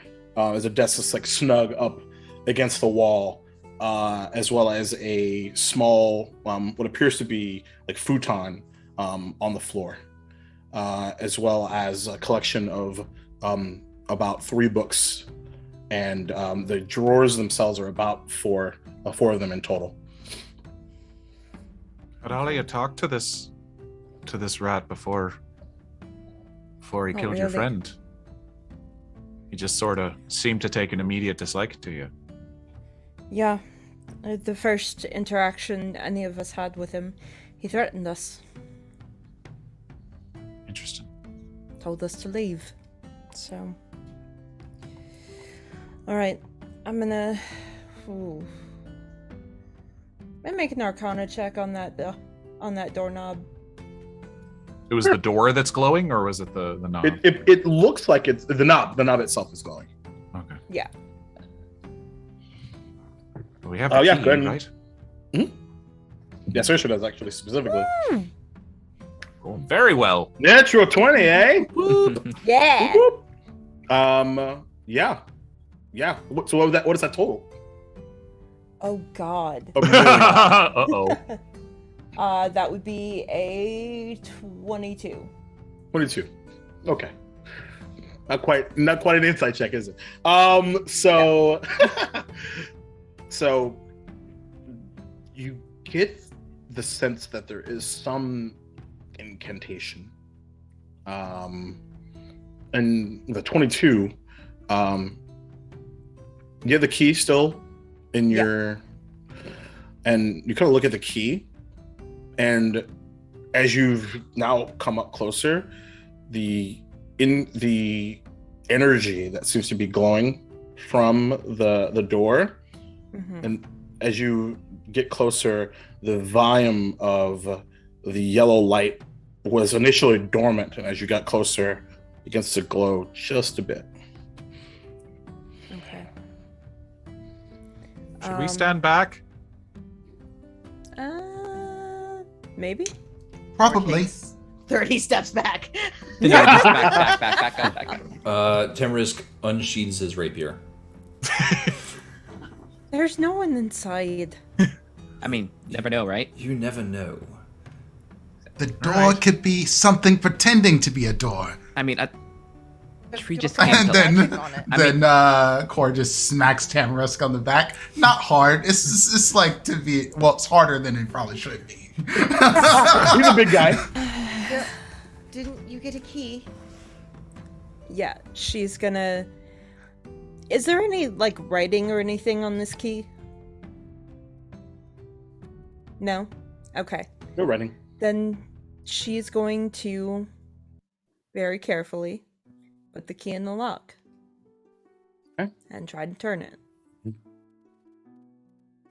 Clicks. And there is what it feels like just a crosswind just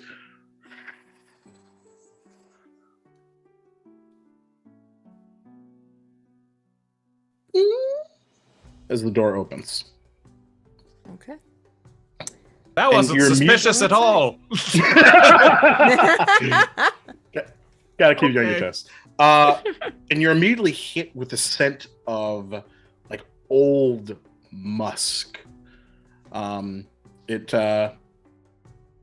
especially to Nora and Cora, that feels familiar, considering that's what Grabelli was spelling of.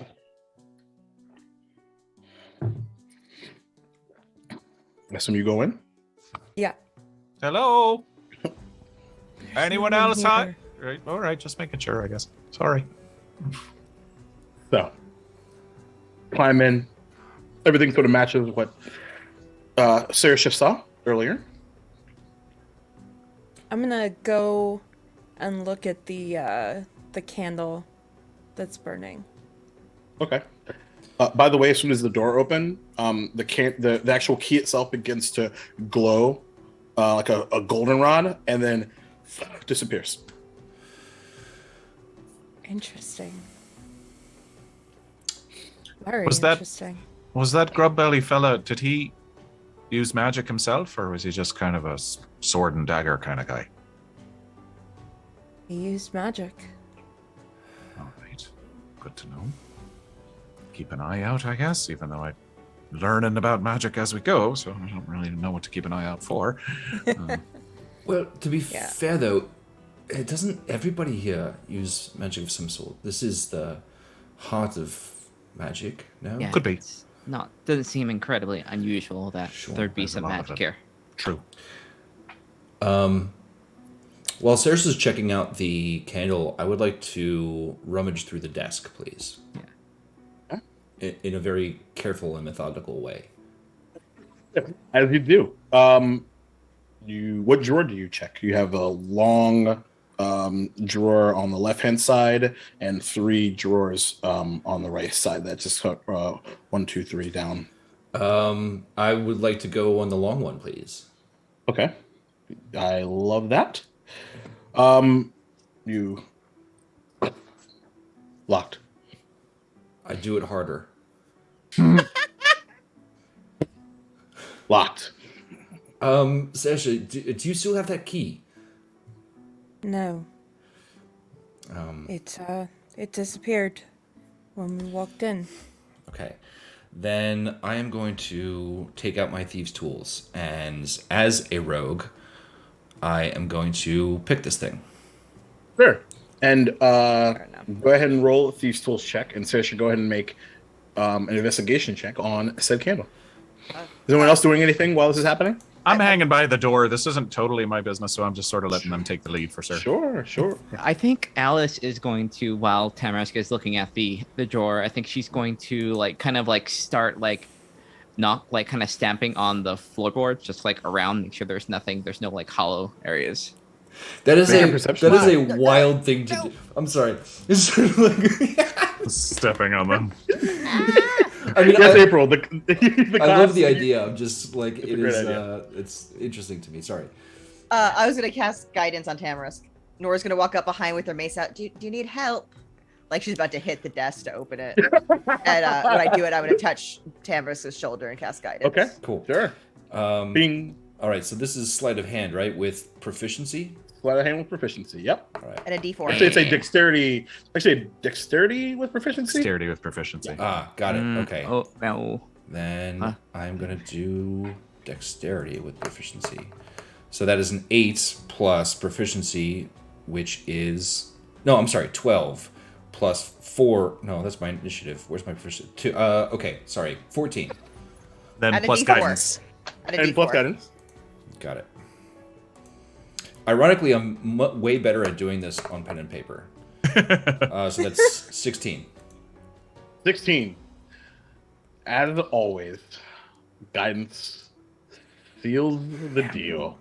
Best spell. Best spell. Best spell. Initially, is you begin to feel the pressure, and the pin sort of begin to bend, and you feel the Norse touch on the small of your back, and as you sort of just take another breath and put the pressure in and click as the drawer begins to open.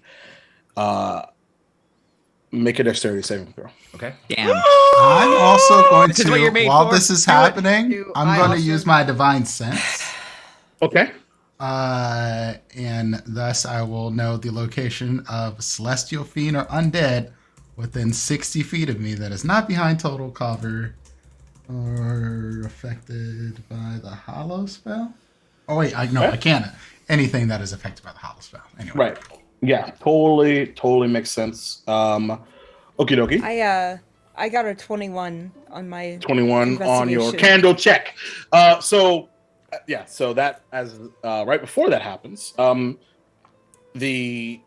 see the outline of the candle as it's beginning to melt. There's a small puddle of wax, and you see the just below the candle itself.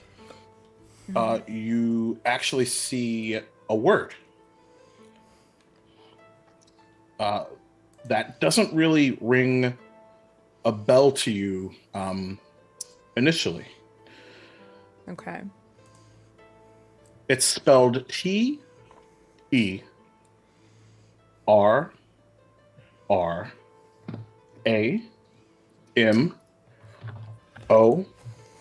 T-E-R-R-A-M-O-N-T. Terramount. Written on the floor? No, on underneath the candle. Yeah. Oh, okay. I will ask the group.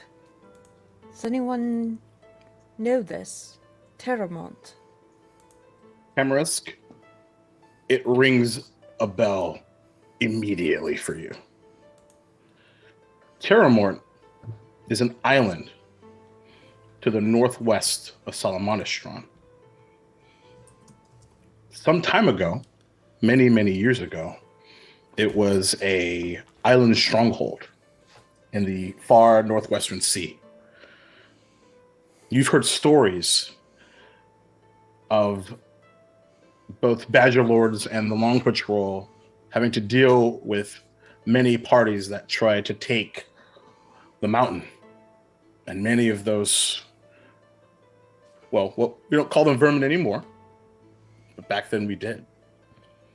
And strikes a chord with you. Strikes a chord with you as you're making a dexterity saving throw. Indeed. I'm like, oh, Terramort.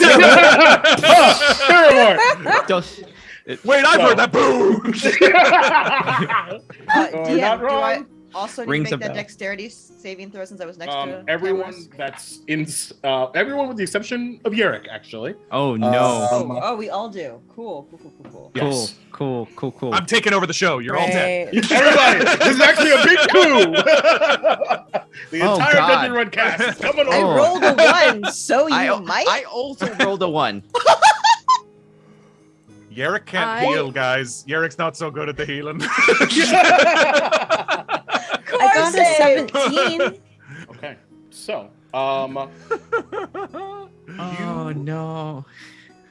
So, as you all feel this sudden electrical current that initially it's staggered as you see Tamarisk react and like just like almost like plank in midair as it bing, bing, bing, bing, bing, bing, bing, and it hits everybody. So let me roll some damage here. Oh no. Oh no. You're the healer now. Yerrick. Wait. Sersha saved and Corset, right? 17? Maybe? I got a 17. Cor got a 20. Cor got a Okay. 20? That's a success. If you rolled 15 or higher, you're okay. Okay. DC's 35, guys. DC's 35. DC's Sorry. 35. Yep.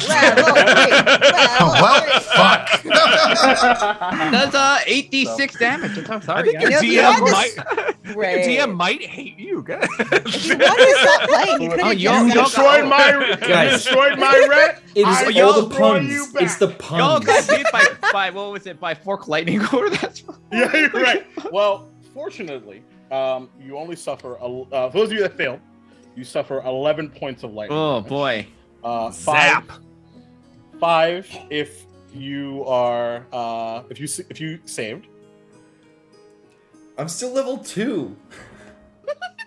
I'm Oh. I have 15 hit points total. Ow. Ow. Yeah. Ow. Like I As- feel like we both got like flung against the wall. Like Absolutely. Of course, yeah. like, ooh, that tickled. Yeah, there's a loud crash from Are you all right? React. Hold on. Yeah, you can see like Your wounds. the cartoon smoke rising from I think- Tamarisk No doubt. as he yeah, I as think he's on Alice's tail is just like just puffed out. Like He has an Yeah. electrified desk. Tamarisk, There's you just take feathers 13 are hit all points back. puffed. All puffed. There's Yep, so totally much makes puff. sense. Lots of puff. And Alice, you take 6. hey. That's what I can do. No, that's what fine. you That's can good. That's Who else? Anyone else below double digits? Oh no. Oh, do you need healings? I'm fine. I just need 5. Hey, I you're can- fine. Yeah. You're fine. The dice She's were, a sorcerer. yeah. Okay, right. I am down 6 out of 24. And I have one spell slot left, so I'm not healing myself. Because you didn't either. heal from the earlier encounter, right? No, I'm why. still messed Oh, up. yeah. Yeah. Heal You could yourself. heal You're fine. yourself. I'm saving it. Okay. I'm saving it. I might need that healing. Saoirse, Cor will touch your shoulder and be like, "Be healed," and you get 5 points of healing from Thank you. lay on hands. Or is Benny Hinn? Where are you, Alice? If you remember, Alice 1995. is fine. She's at 17. I was gonna say, I'm just laughing thinking of what Yarek's like experience of watching everybody get zapped and It's then just everybody all right, glowing everybody all hands right. and shit flying around. All kinds of radiant energy. I would like to add though, Norse definitely spits in her hand Yeah. before she passes her wounds. Oh yeah. Yep. And just like you get it. I'm not gonna Oprah. get used to this anytime soon. I don't think. Nope. So I will eventually. his desk is electrified. Is it still electrified? Electric. Boogie, boogie, Ah. Brother, You look Yarek, at Stop it. And as you all like sort of like begin to recover, the drawer itself is still ajar, and there are several what appears to be the outline of pieces of parchment that look to have some writing on them. But the electricity and the current seems to have subsided. And you actually see, because it was pretty crudely made, you see the outline of this small black ball that just hits the deck. And Tamris, with your knowledge of traps, you feel like you've disarmed it, but you just disarmed it violently. Yeah. By triggering it. So disarmed it. Yeah. I use my words correctly, sir. It's not armed anymore. in my One way experience, or the other. There's two ways to disarm a trap. We just chose the wrong way. Right. Well, that one definitely smarted. Ugh. The printer keeps printing things. Smash! Fixed it! Where's the Office Space music when you need it?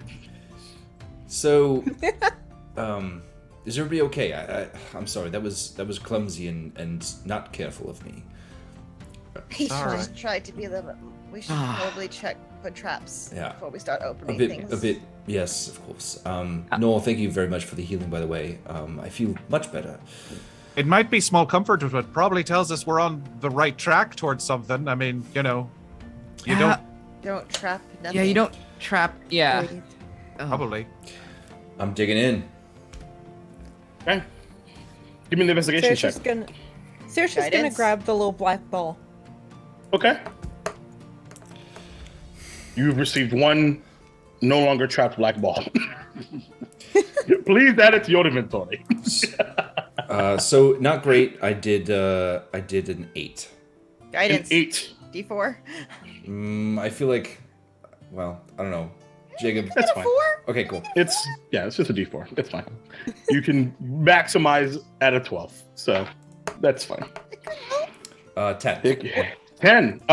So you begin to sort of look around, and you see the outline of, and you're beginning to just try to piece together what appears to be a collection of journal entries. It's hard to piece together because, like, and there are some scorch marks on them, and you get the sense that they were probably put together in some sort of order at some point before something happened. Whatever happened, who knows what that means.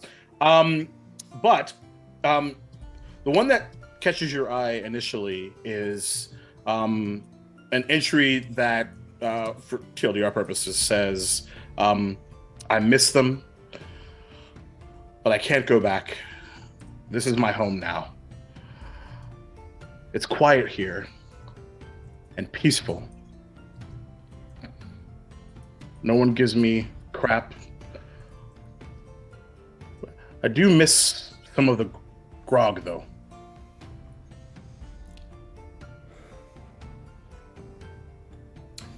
Just for the uninitiated, grog is like a watered down rum that you used to drink Yes, while yes. on the ocean. You know, yeah, it's grog. I mean, it's fine. You know, anyway, I'm sorry. Yeah. Continue. Thank you for the Agreed. context. I'm here for all of your beverage needs. Continue.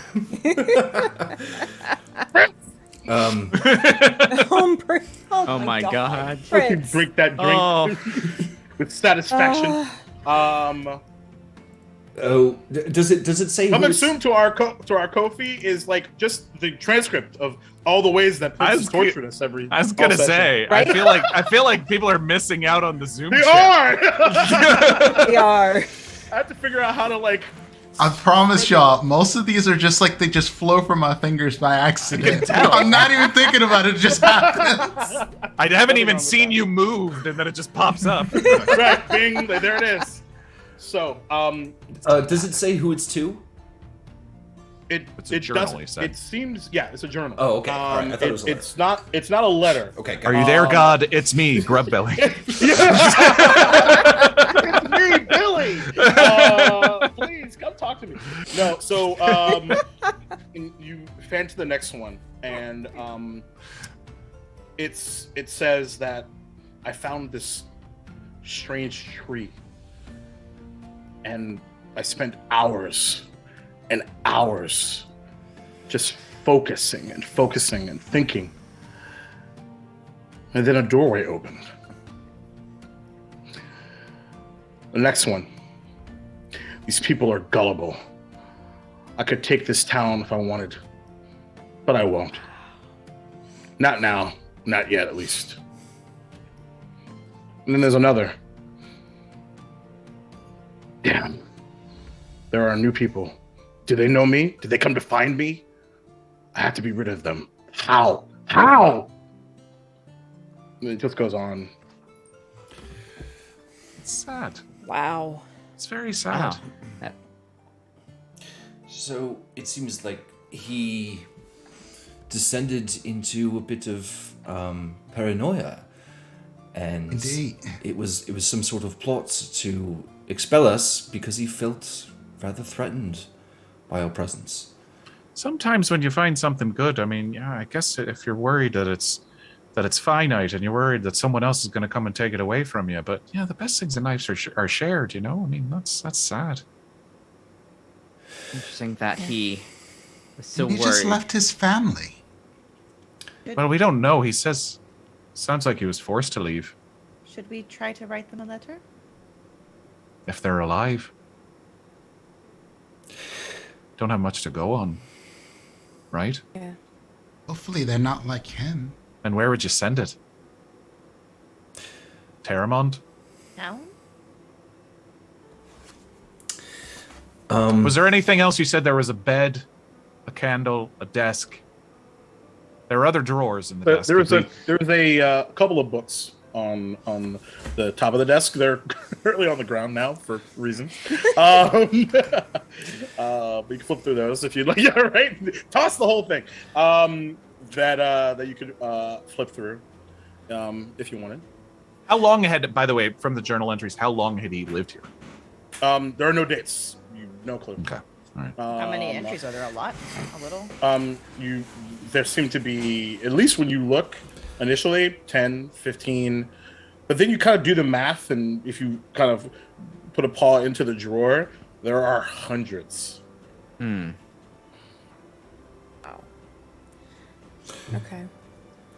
Saoirse's gonna look at the books that are on the ground. You also remember that Scraggus said that he's known him his whole life. Yeah. Man, Yeah, I forgot. bummer. And you get the sense Scraggs is probably in his he's got a few seasons on him. Mm-hmm. So if we translate that to years, probably in his like late 30s. Because it's weird to say 120 seasons. Brian Jakes. Anyway. It's like talking about a child, but through months when they're in like Yeah, their teenage. right. Yeah. Yes. Yeah. I hope if Exactly. you get 120 seasons, you at least get a movie out of it. Right. Well played. I love it. But someone else had another question. I don't think I asked. I answered. I don't think. The books. Nope. Oh yeah, the books. There we go. Sorry. So the books themselves. There's the first one is this like dark green like cover and on kind of golden title on the side. Nothing on the front or the back, just on the side. It says History of Redwall Abbey. Ooh. Oh I yeah, will be I've seen that. taking that one. The second, and you begin to realize that this is a series, as it says the history of Brock Hall and the history of Lomehenge Abbey. Lomehenge. Mm-hmm. Do I know what that is? Make a history check. Okay. I'll make a history check on that too, if you don't mind. Go for it. Whichever one's closest to me, I'll guide you. Choose. I'll take it. I'll take your Give it to the guidance. guest. Thanks. Yay! Yeah. That is a dirty 20. Yeah, 15 20? for me. And Yeah. 15. Nice. All right. That's enough for both. I also rolled on this. Yeah, go ahead. 18. 18. Nice. Good job, So Core. all three of you, it comes to mind that Lomehenge is actually, well, what once was Lomehenge was the precursor to Redwall Abbey, and it's typically it would have been underneath. There's a portion of it that is underneath the abbey as it is proper. Right. Yeah, you hear talk about that in the cellars sometimes, about the abbey that used to be underneath the other abbey. It's, I mean, Lomehenge. Right. Of course. Who doesn't know about Lomehenge? Seriously, come on. Yes, this is part of all of our studies, Nor. Do you not remember? Was probably napping. I don't Um, study should- those should- things. Should we be concerned that he was doing research about No. Redwall and the area underneath? Can we flip through the books? Is there any notations or any writings in the margins? Any further? Anything like Make an that? investigation check. Is that how they're getting through the walls, by going underneath? Can you go underneath the wall? Ooh. Doesn't the wall go how far down do walls go? I don't. I Walls haven't are exactly surface tried level. to dig under it, so 14 on investigation. 14, and you kind of as you flip through, there's not really anything notes. What book are you holding? I'll take Redwall. I'll start with that one. Redwall. So yeah, nothing that comes to mind that is sort of a outline or anything like that. But No, there is a underlined or any writing in margins. Or no anything. highlighter, no. The only thing as you flip through, you sort of see the indentation of what is probably like a small, not scroll, but a small kind of rolled up piece of parchment, very, very small, like right about like this in size. Oh, I'm sorry. So there's an indentation of it, or it's still there? It's still there. Oh. It's still there. I Tucked just in used the poor words. tucked. Yep, It's tucked fine. in like Tucked- the very back, like of one, like a page right in the middle. Oh, look at this! Look at this! Look at this! Ooh. I'm sorry. I will be very carefully with his little tiny little hands. Just kind of unroll it softly. If Sick. it's unroll it, and what do we got? It's a very crude looking drawing of several stick figures. And in the top left hand corner, it says, "Love you, Daddy." Wow. Oh. Okay, that got sadder. Ouch. Ow. Okay. Can I make an investigation check on the third one? Yeah. Okay. Right. That would be 19. oh, don't show this 19. to Core. Core will be an absolute mess. Do not show this. We will be heading to his hometown to find that baby. Yep. And that is how Jacob destroyed his character. Didn't want it? Cool, totally fine. To Terramort! Anyway, so 19, right? Yeah. So let me scroll down to my note here. And you're holding which book? The third one. The third one. So that would have Yeah. been Brockhall. No, the one that Loamhedge. was under. Okay, Yeah, that one. Sorry. Nothing comes to mind. There's no indentations or secret bookmarks in that one in particular. As you kind of fan through it with a 19, this one feels very new, like it hasn't been really opened at all. That's interesting. All right, so And Harass- another thing that you would know is like from a series perspective, even though they're not like marked, but from a history piece, Yeah, that Loamhedge would should be in the middle. The first one. Actually, Brockhall would be the first one. Oh, okay. Brockhall, Loamhedge, Redwall And Abbey. then Redwall. Just from an Okay. age perspective. Okay. chronologically. Can I look through the Brockhall one then? You can. And with that, I'll say we'll hold on to the 19 for that one.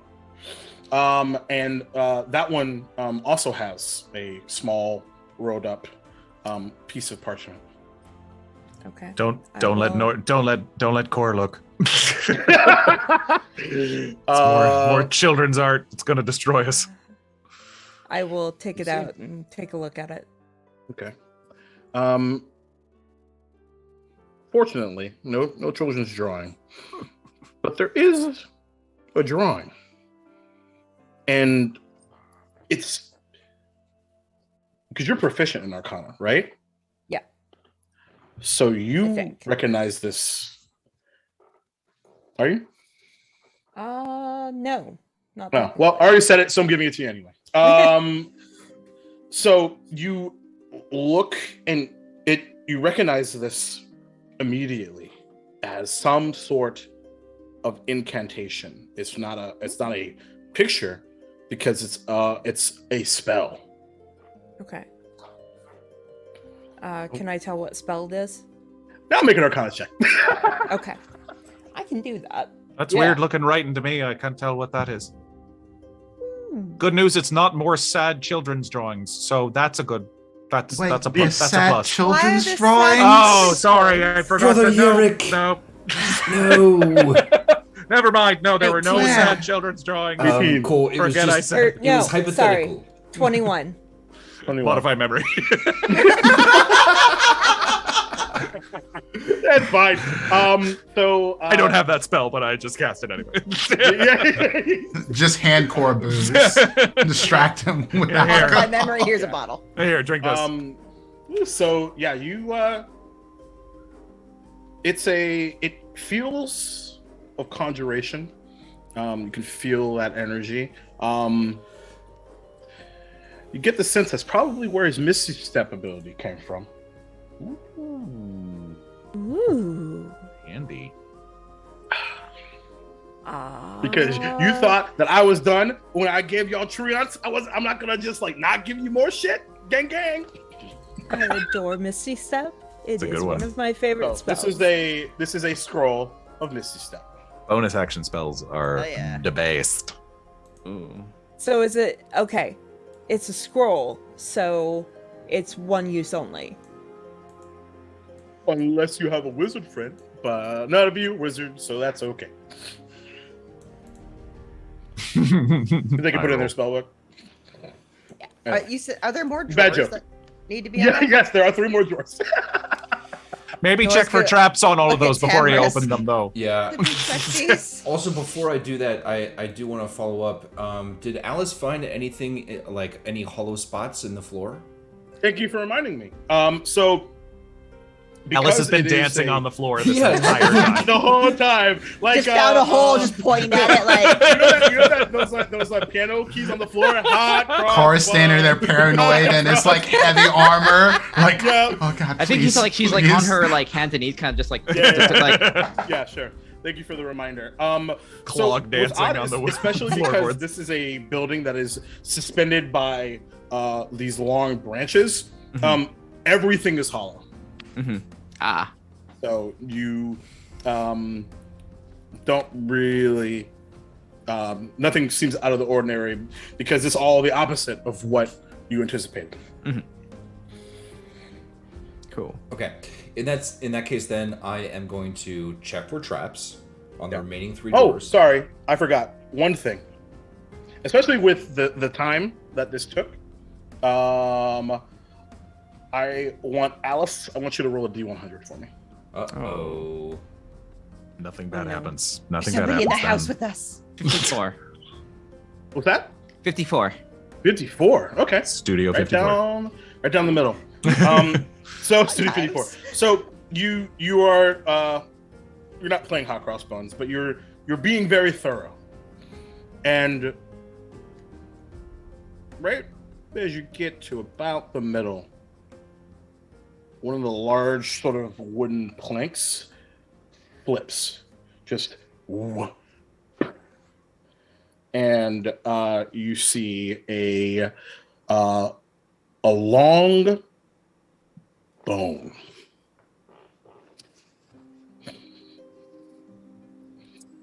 It's huge. Look at this. Bone? What? Can I figure out if I have any idea what kind of bone this is? Crow is Nature interested. Frozen. It was always Kaye is that? Make a what check? Nature. Nature check. Can I assist? Sure. All right. Guidance. I'm just gonna run back and forth between you, Tamara, just like touching each Roll with other. guidance. Okay. All right. Let's see. 24. 24. Nice. So, actually, especially with Saoirse Self, words are hard. They are. This long bone. Both of it clicks with both of you. The last time you've seen a bone this long was at the very beginning of this adventure of a blue heron. So it's definitely like a bird bone, like hollow, like light. It's like heron, right? Like it's a large bird. Like she'll hold up the bone, like just kind of like get its weight. It's like it's hollow. Yeah. It's a heron bone. Why do you think you hid a heron bone here? What? It's a weird thing just to like just have under this thing. She'll kind of like flat like push down on the like kind of like the little flippy plank piece. Like, must Is have had a there reason. anything else under there? Just that. Mhm. Is there anything like different about the bone? In comparison to your previous engagement, I mean, is it like carved with spell work or anything? Anything unusual? Yeah, other than the fact that it's a heron bone.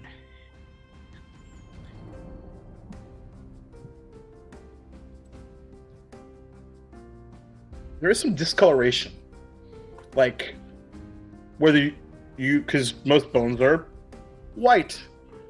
This one is a light silvery color.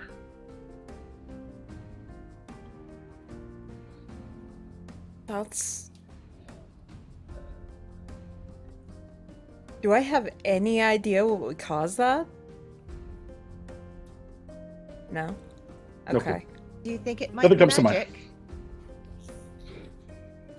magic? What did you say, Jacob? Do you think it? Oh no, I didn't say anything. Oh, okay. Nor go for it. Do you think it might be magic? Probably. I'm kind of. It's been a very long day, and I'm sorry to say I'm a little bit tired. But if we wait till tomorrow, I can see if I can find anything magical about it. Yeah, that might be a good Yeah. idea, just to figure out why he would hide it like this. In the meantime, I'm going to keep it with me. We should keep anything that looks like it could be used. So you're just going to carry around a very large bone. Put it in the bone bag with all the rest of the bone food. Like, how Sorry. big is this bone? Sorry, you have a bone bag.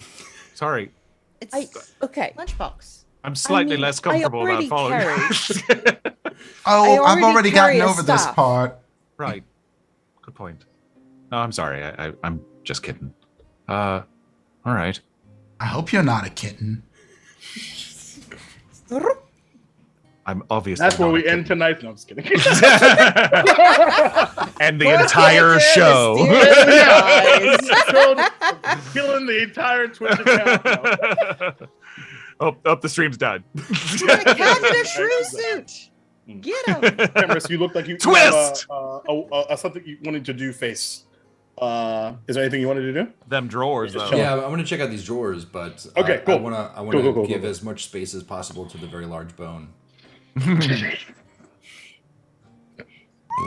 Really self-control. You is- As Prince tried to remind me, I chose all of this. I chose these people. This one was all you. Yeah, man. You set this up with a large bone, a very large bone. Like, you just kept going in on it. And I was like, I cannot Last tell time you saw a bone that this bone is. big. I It's was so focused too. I was like so in DM mode that like I wasn't even looking at y'all. All right. Anyway, Drawers. I'm gonna. I would like to Guidance? check for traps as much as possible, Of course. and I am going to use Nora's guidance. Of course. Just my hand's just gonna stay on your shoulder now. Just Yeah, control you're just gonna be like, guidance. Stop it. Just Stop. keep at it. I'm working here. Stop it. Nope. Would this be an investigation? Yes, it would. That's a 19. 19. You take your pause and feel around, and you feel pretty confident. No trappy. All right, let's go ahead and open them up. Okay.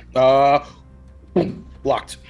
All right, let's do a dexterity check with proficiency to open them. Vince.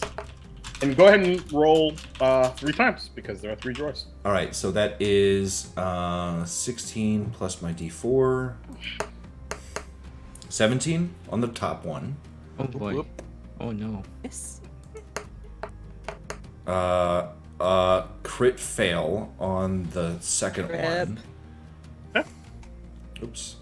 It's the best drawer. There's so much good stuff in that drawer we'll never get. And Never a know. I have a mace. We'll get in that drawer. Right. 14 on 14. No, I'm sorry, Okay. 16 because I forgot. 16. Yeah, Okay. 16. 2 out of 3 ain't bad. So you begin to unlatch, and you're able to lose a lockpicking pin to drawer number 2, but you also but you do gain entry into number 3. And I will say, just for the sake of brevity and time, that you find what is essentially more of these journal entries. And they go into detail around what is essentially his cover story. He's always been here, and everyone's really aloof and doesn't really pay too much attention. And because it's this closed off utopia that no one can get into, allegedly, wrong, that it's totally fine. There's a few other rats here I've made acquaintances with, but not too close. Never too close. So do I get the sense that Crumbelly. Grumbelly Grumbelly? was like a plant? He was like a spy of sorts?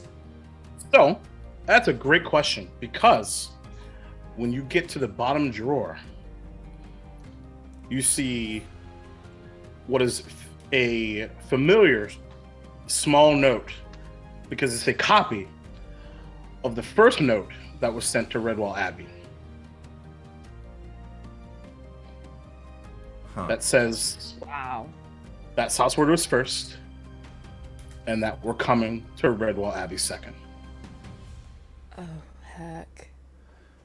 So Hard to know. I'm going to take that, Mhm. and I'm going to take enough of the journals to essentially, like, provide evidence of basically what we're finding is that this dude should not have been here, was playing a part, and had some sort of like ulterior motive to his presence here. But he's been here for years, they said, right? They did say that, but They've been planning this for years? He's been here for years? But I do wonder whether this was another magical effect. Maybe their memories were altered, or Right. something rather strange happened on that front. I mean, You could do that. Tamarisk, you read that thing that he found the tree, right? Oh. How did you get there and here so quickly? You were only gone a few hours. Well, Yeah, it really wasn't a very long time. I used the Everyone has blessing. them. Everyone here has them. Right. But I don't know if you need the blessing to use the portals. Did Grumbelly have a blessing? Everyone here has one. He had one when he came in. But it said, like, from the earlier journal entries, you said he'd missed his family, hadn't seen them in years from the sound of it. Yeah. But also, Scruggs said they'd known him their entire life. Yeah. But that, so either Not possible. either Maybe that wasn't. there's some weird magic then that you all would probably know better than I, that seems to be that they've enchanted people to think that he's been here forever, or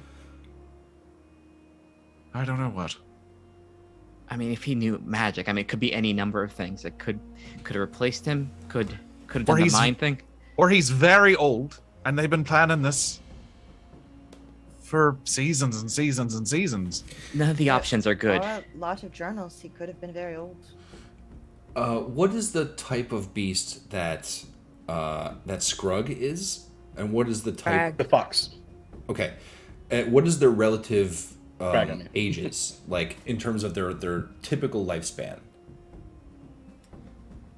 As long as yours. Okay, 80s. but I mean, are we talking like dog versus human, or are we talking parrot versus human? Everyone human age.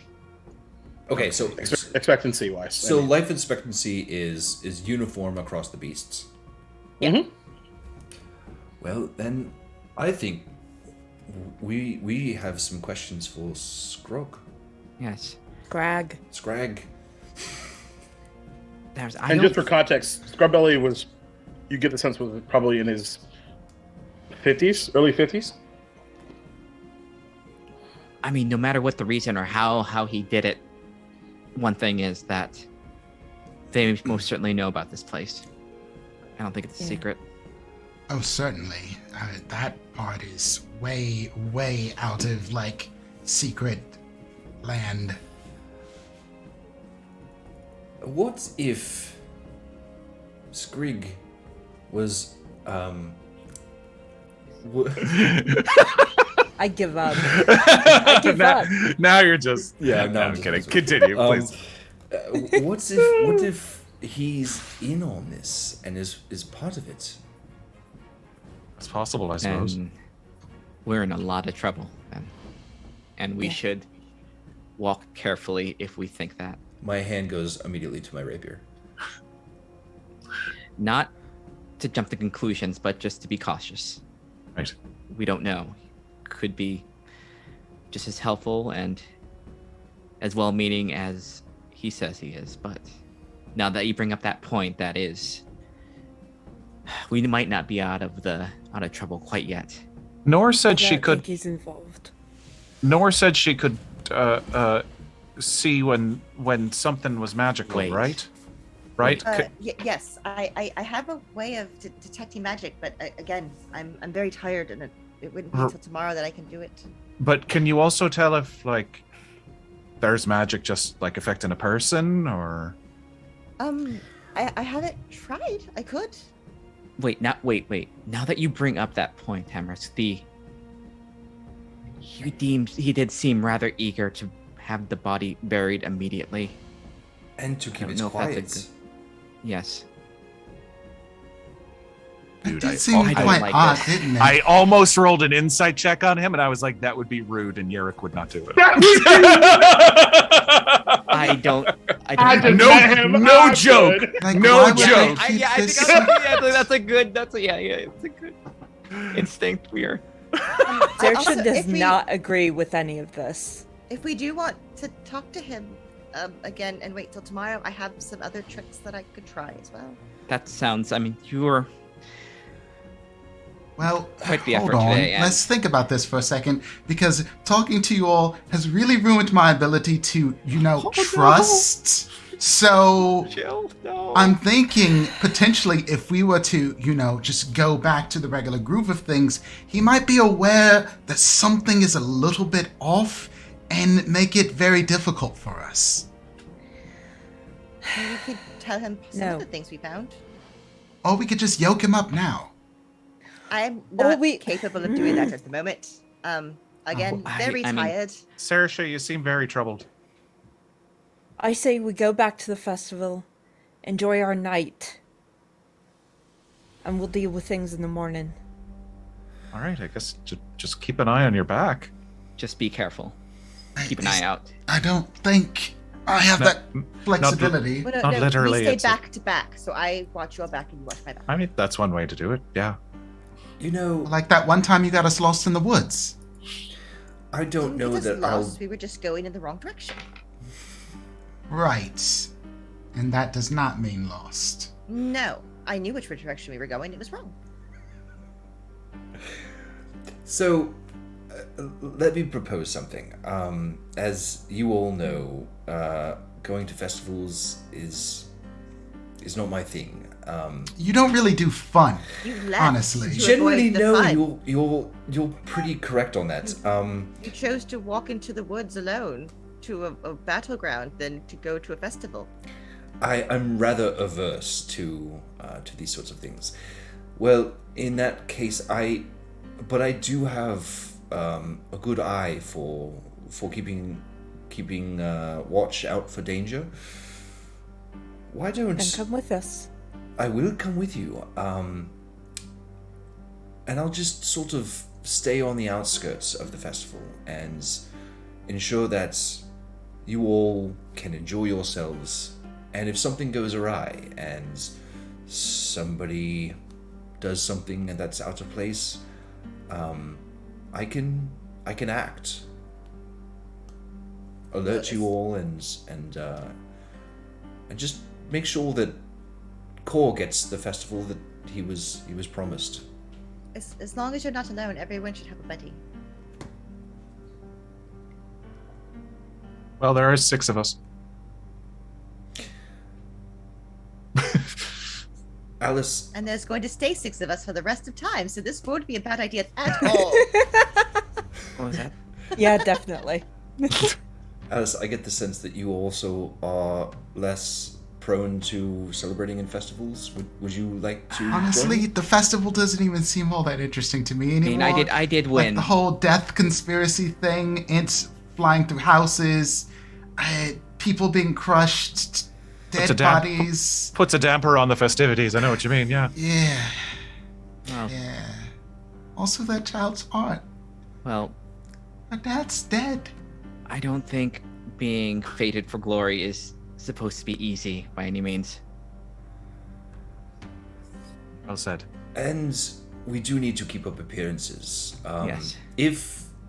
If the unlikely event happens and Scrag is in fact in on it, and some sort of double agent or something.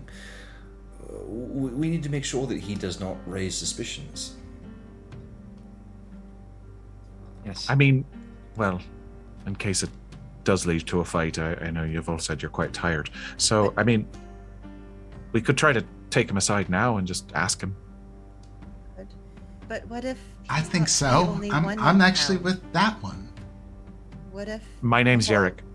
Yarrick, yes, the booze guy. That one. That's true. That's fine. But I've been called worse. what if they're more in town on their side then? That could also Well, be a then problem. we'll all be running for our lives. What about the giant tree fella? Do you maybe you go straight I to can them? still call one. You can still what now? Can we still call them? Oh. More trees? We No, can I ask mean- Mucinex. Yeah, you could. Mucinex. Not Mucinex. Oh my god. You have a season. I Someone get flip that, please. Yeah, I get Dennis seasonal allergies myself. I thought it was. Dennis Mucinich. Ah, yes. All this pollen. Dennis Oh my Mucinich. god. Oh, my Oh, that one hits different for someone from Ohio. Seriously. Right? Wow. shit. What the fuck? We can Amazing. ask the great tree Mucinex for their advice, and maybe they'll know what's been going on, and if there are other people who are not quite up to snuff. We don't want anyone clogging the magic. That's great. I appreciate the double down. I really do. Wow. Okay. Oh boy. All right, can we leave? It's getting a little stuffy in here. Yeah, well, if everybody is Gotta go. on board Gotta go. with talking to Scragnow, I certainly prefer that. I thought that we would have a festival just for the sake of having one. I know, Cole, you haven't been able to enjoy one, but if you're not interested, let's. I don't believe there's going to be a lot of enjoyable festivals if things like this keep happening. So let's stop it before it gets bigger. I mean, if it's any consolation, the fact that these are all kept in like private journal entries, secretly stashed away in his very locked, very trapped desk, maybe tells me that he didn't think he had a lot of friends in town. It's not like it was publicly posted on a bulletin board or something like that. So maybe that's a hopeful sign. Unless they thought we would die looking for it. Given the Maybe. things we've done today, I don't think so. Anything's possible, but I suppose it's possible. But, you know, that'd be a lot of steps to go to for when they could have just killed us if they wanted to. Yeah. That's true. Do we know where he is at the moment? Probably back at the Right? yeah. Yeah. Back where we left him, I Home. assume. Yeah. All right. He specifically mentioned that he was gonna get dinner ready to go. Yeah, let's do it. Let's surprise this motherfucker. I'm hungry. Maybe Let's do possible, No. possible motherfucker. We don't know. Right. Yes, the card. Don't play the card for sure, but like maybe a reverse Uno card. Like, I mean, if he has kids, I'm just saying. Are you seriously taking a hostage? No. If he has No. kids, then he's a motherfucker. Oh, I thought you meant if he Oh had my kids, fucking take God. the kids. Wow. I was on that. Thank got you. it. I got it. Thank Don't you, worry. Len. Thank you for. Wow. Thank you. Wow. Yeah, I'm gonna end the episode there. Yeah. No. We got a little bit to go. We have a little bit. I got charisma checks to make. Let's go. Let's go talk to this So guy. let's go talk to some people. No. So as you all with all this information overload that is just downloaded into your minds as you grab the police system and descend towards the town hall, there is a collection of noise and merriment. It's like nothing happened at all. And there are tankards being clinked loudly in general. Actually, that's not even the right song for that, so we will do that correctly. Because If he goes spooky, Oh no! if he goes spooky, we're getting in a fight. I don't like. You know what? The thought just crossed my mind. What if this town is the type of town? It's like you can enter, but you can't leave. You can't leave. You haven't tried. It's like the town. It's like the town from the lottery. Tamris left the town. It's true. But he was magic. He had some help to do that. Anywho, not to like continue to make your paranoia worse. Yeah. It's like It all seems happy and good until they make it join a lottery where someone gets stoned to death. Yeah, take a number. It's like why? Exactly. Why? Why? Nothing, just take a number. Anyway, all right, bring it back in. So, there's this general merriment. There is a small line in front of the 3 kegs as folks are grabbing tankards and cheering through general merriment of the Spring Awakening Festival. And in this large table, makeshift table in the middle, which is essentially a collection of these benches that you saw a bit earlier. You see the outline around and essentially the centerpiece is this large, incredible spring salad that has strawberries and chestnuts, and right in the middle, like almost like a flower, is this large collection of cheese. Where are you in the thing? Because it's Redwall, baby. We got to do it right. Got to do it. Got to do it right. Do it up. And yeah, hold on, make sure I got this right. There we go. An outline of cheeses of about 4 or 5 different colors, and surrounding that, the salad is another large plate of pasties and scones, tarts, as well as the very classic Irish sandwiches, basically. Essentially. And on top of that, there are these large, like about triple this size, like serving tankards of meadow cream ready to be utilized as dipping, and as well as a collection of pears and apples, turnovers, and elderberry cordial with its typical purple color. Right. All right. No. Unfortunately, everyone's happy about this except for our crow friend. No. Our crow friend is very, very happy about this. Oh, touche. I will not speak for you. This all sounds amazing, and yes, especially the elderberry cordial. There you go. And you,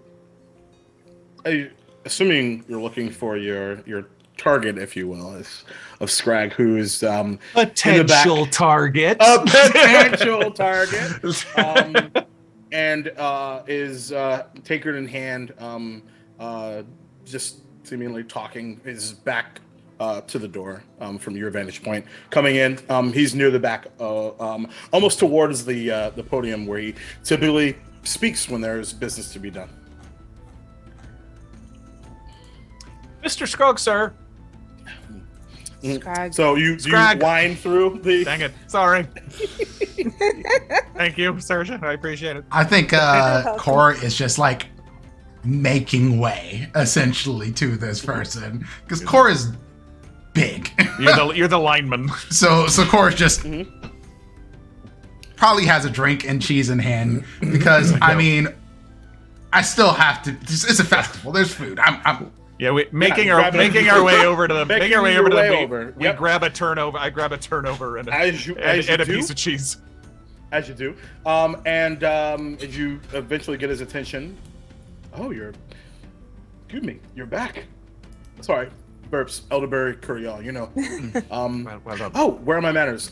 This is everyone. This is Elise, and you look over to see who he's referring to, and it's this fairly tall, fairly thin mouse that has these beautiful like hazel eyes, and is wearing a large chef's looking kind of jacket, except for it's weird because instead of it being a chef's like jacket, like i.e. Brother Braxton, it is a robe and it is covered in blues and purples of errant turnovers and tarts, almost like a painting of sorts of victory, if you will.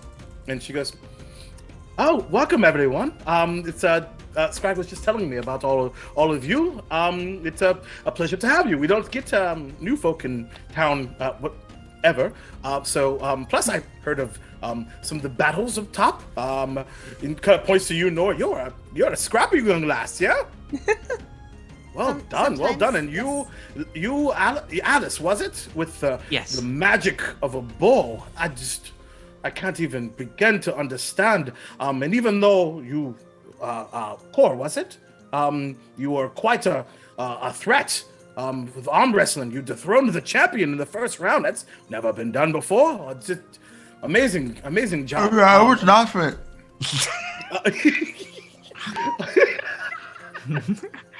That tracks. He's been looking forward to your food all day, and allow me to commend you. I mean, I'm assuming by your garb that you were at least partially responsible. What gave me away, darling? I'm so impressed. I'm new to town, but I just want to say, I mean, this is fantastic. I heard. Yes, turnovers. Indeed. Yes, it's very nicely done. Of course, yes. Thank you so much. Let me go make sure that. Speaking of that, there's no need for refills. So excuse me, and she will dart off. And he kind of like sighs for a second, like business mode. How'd it go? We won't keep you for long. We just wanted to sort of check in because we visited Mr. Grubbelly's abode. Found a lot of things. Indeed. Interesting things. Really? You said... Please. Turns out he wasn't here as long as you think he was. What do you mean? She's going to... Did we bring the journals with us? We did, and in fact, I was going to say that I would give them to whomever is going to be running point on this conversation, and I am going to be kind of in the back of this room, not part of the conversation. Okay. Being an introvert. Fair. There was a preponderance of, questions that these journals left us with. Yeah. I mean, these journals, they show that he wasn't here as long as you think he was. They show that he had really bad intentions in coming here. Can I see them? Of course. I'm studying his face very closely. Yeah, what's his demeanor insight? Make an insight check. Insight check. I'm gonna guide myself. I'm gonna roll. I'll roll. Ooh. Stare should trust him. Core does not. Alice. Man, what the hell? Oh, that was another 13. Another one. Dirty 20. Nice. Dirty 20. Okay. What did everybody else get? 13. 13. Okay. 3. Core.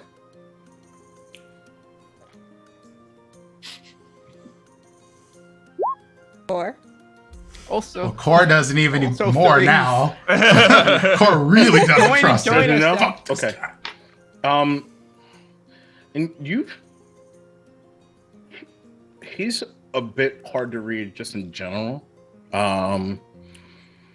It's probably why he's in the position that he's in, because he's been pretty forward, but also while being very pointed and specific with the words that he chooses and the things that he says.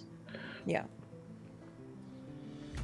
But Nor specifically, as you kind of gaze into his eyes, just what is happening in that brain of his.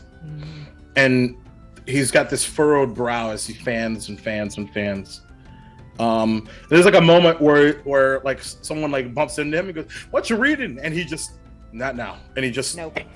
he kind of pushes them away and gets back to it. But that frown never sort of changes until he gets to the outline talking about like missing his family, and he sort of like fans it around, and then like there's an air of like blindsidedness. He's genuine. He is now. He was always concerned. I told you. But he so. definitely keeps his cards close to his chest. Yeah.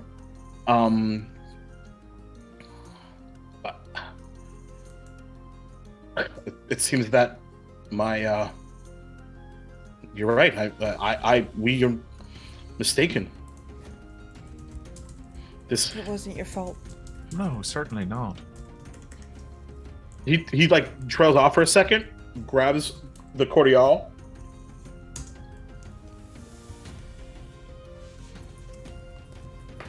We're not safe.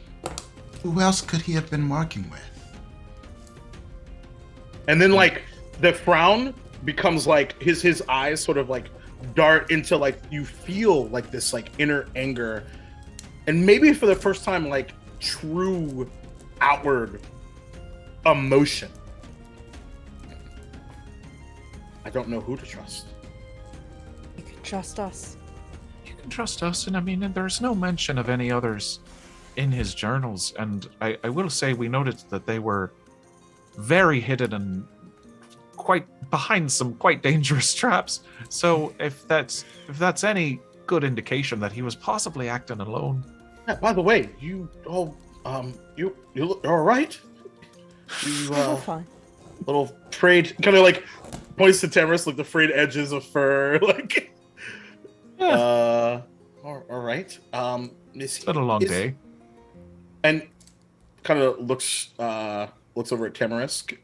Is he does he have his bow in his hand? He's nervous. Whenever he gets nervous, he grabs a weapon. It's a whole thing. We're general- working on it slowly. At least it's not his rapier. It's a step. Just This is different. This is an improvement. just a general sense of unease has been going around with all this. I can't cancel the party. Well, I didn't There's no figure you reason would, to. but You said you'd known him for years, yes? Right? Is that what the others had told me? My entire life. So, the question then that leaves either two things. Either they've Grubbelly was using some sort of magical means to go places or make you think things, or that they've been here so long and planted for so long that I don't know what to think, that whatever badness is happening right now has been in the works for your entire life, our entire lives. Or something changed. I think something changed.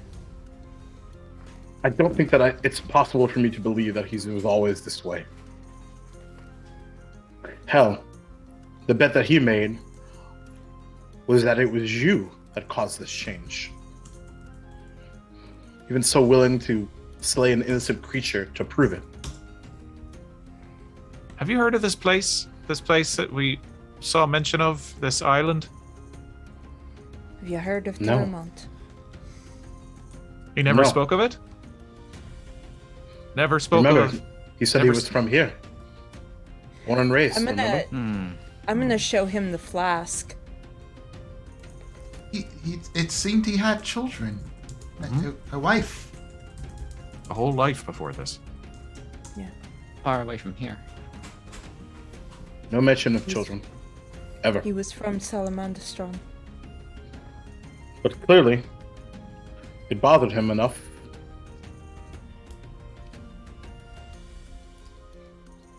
What we don't know is why he left his family and came Don't- here. Always have a choice. Another thing that's clear is that instead of having to convince everyone to help you,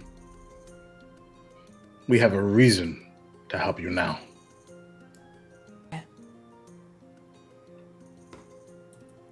Well, I think for right now, we may as well try to relax, try to rest, try to enjoy ourselves before we figure out our next steps. And that's where we'll end tonight's episode. Okay.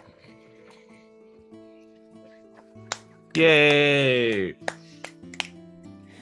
Oh, Morgan boy. Peter Brown! Oh, Holy shit! you You all! are incredible, man. Mwah. Thank you so much for being here. It's my So So absolute nice pleasure. to have. Oh, It was so my nice to have another Irish person. God. You That's fit amazing. right in, my dude. You fit Oh my right God, in. Thank you incredible. so much. Thank you. I'm flattered. Well done. Well, regardless of what happens next, I am confident that the tales of Brother Yarrick are not one and done. Far from that is done. Far from Agreed. done. Definitely. So thank you so much for being here. I cannot tell you how much it means to me. It's- For real. I greatly appreciate it. It means a lot to me. So And thank you. also, selfishly, now that I have had half the cast of the Dungeon Run at my table, I need to complete the rest because I've had Katie and Jess, and I've had you, and now I've got to get everybody Amazing. else. Yes, So absolutely. I'll get hashtag goals. I'll get on Jared and Ron for you. No problem. Dude, I'm down. If we could pull Jeff out of retirement, we can make that happen. Oh, Jeff's not retired. No. No, getting Jeff Canada to actually play is weirdly harder than you think. No, I'm not. Yeah, it's all. He's all he's gravy. he's got the forever DM thing where he's been I know DMing the for so feeling. long that now being a player intimidates him more Yeah. than being a DM, which Oh, is really? bizarre. That's wild. I know. I forgot First time I he was, told me that, I was like, "What?" Huh? I was playing I was running it was actually the Oops All Druid one shot. Everyone's like, this is my favorite class, and this is my favorite class. I'm like, what's my favorite class? Dungeon Master. All of them. Honestly, that gets to a point where it's almost more work to make a character than DM after Yeah. you've been DMing so long because you're in the Yeah. minds of like 12 different characters on a given night. You're like, eh. Yeah. Right. Yeah, like boy, like I picked I've just had a lot one. to think about tonight. Yeah, right. But before we get out of here, first of all, thank you all so much for being here. Thank you, Rafiki and Waffle Maple Syrup for the raid, kind of catching us Yeah. right at the tail end of the shenanigans. But thank you for coming over. And Anyway, the GR crew too. Yeah, no, yeah, Yeah. That's Rafiki's crew. That's your Oh, And sorry. no, you're good. It's totally cool. It's totally cool. So this has been the Amphitheater, and there's more to come because this is 8 episodes, and we got 8 We more have to 8 go. more. Oh yeah, and Morgan, where can the people find you, man?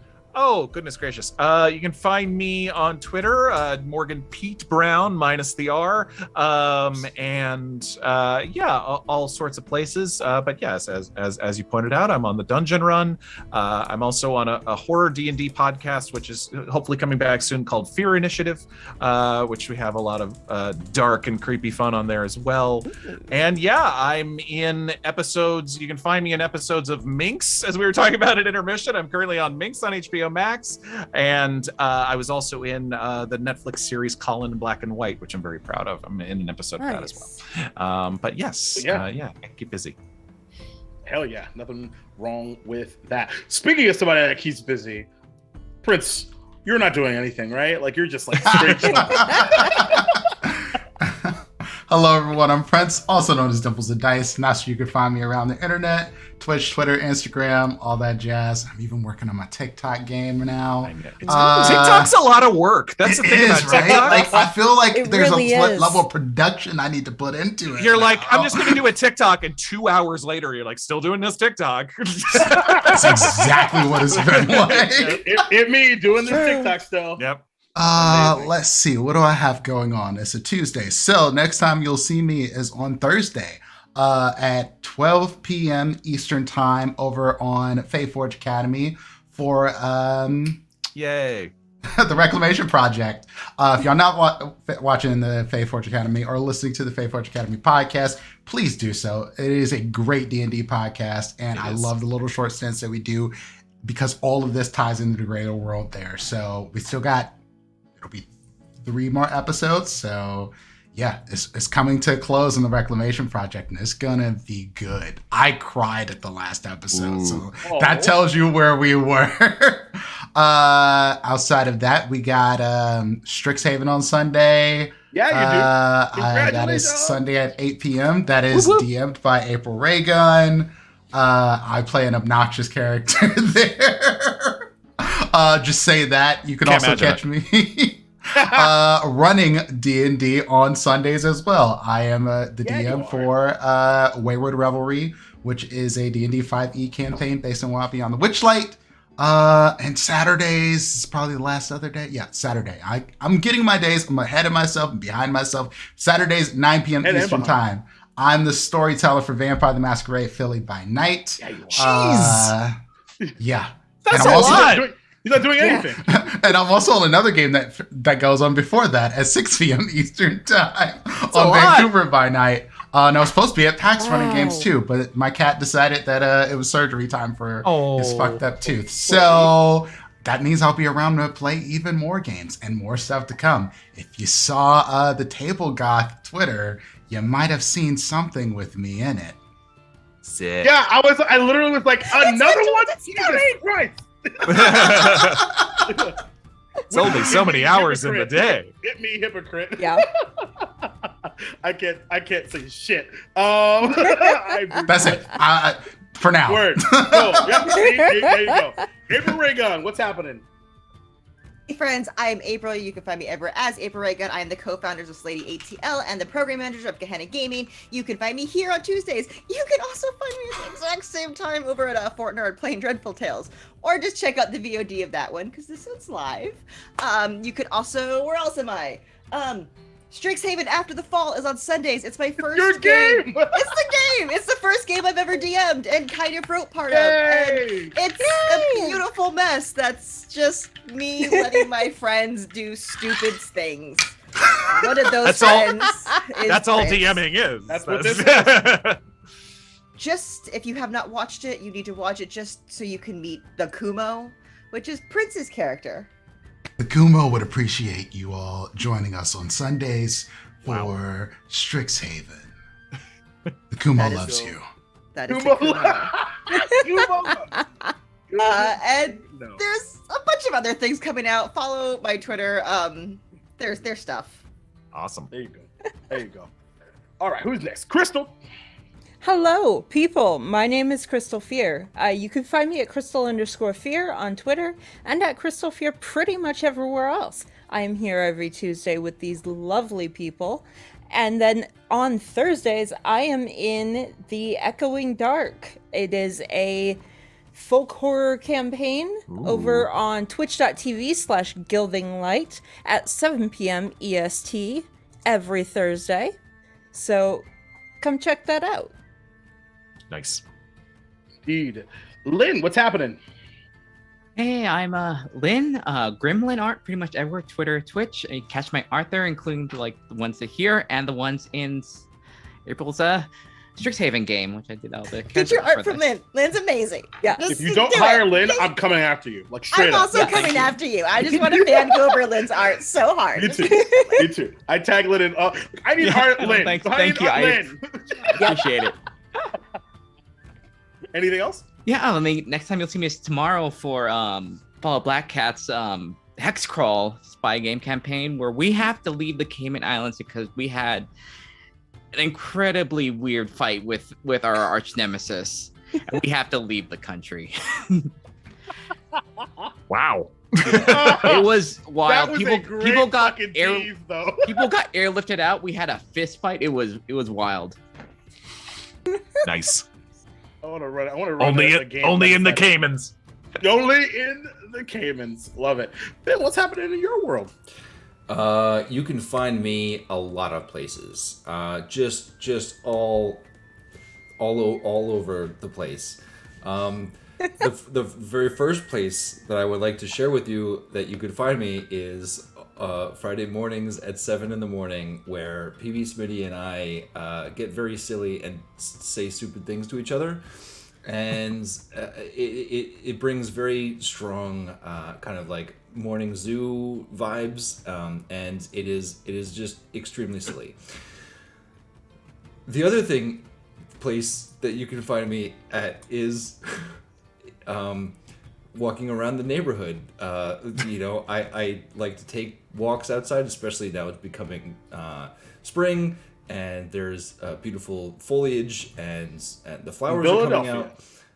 So that's another place that you can find me. I don't go to the grocery store all that much anymore.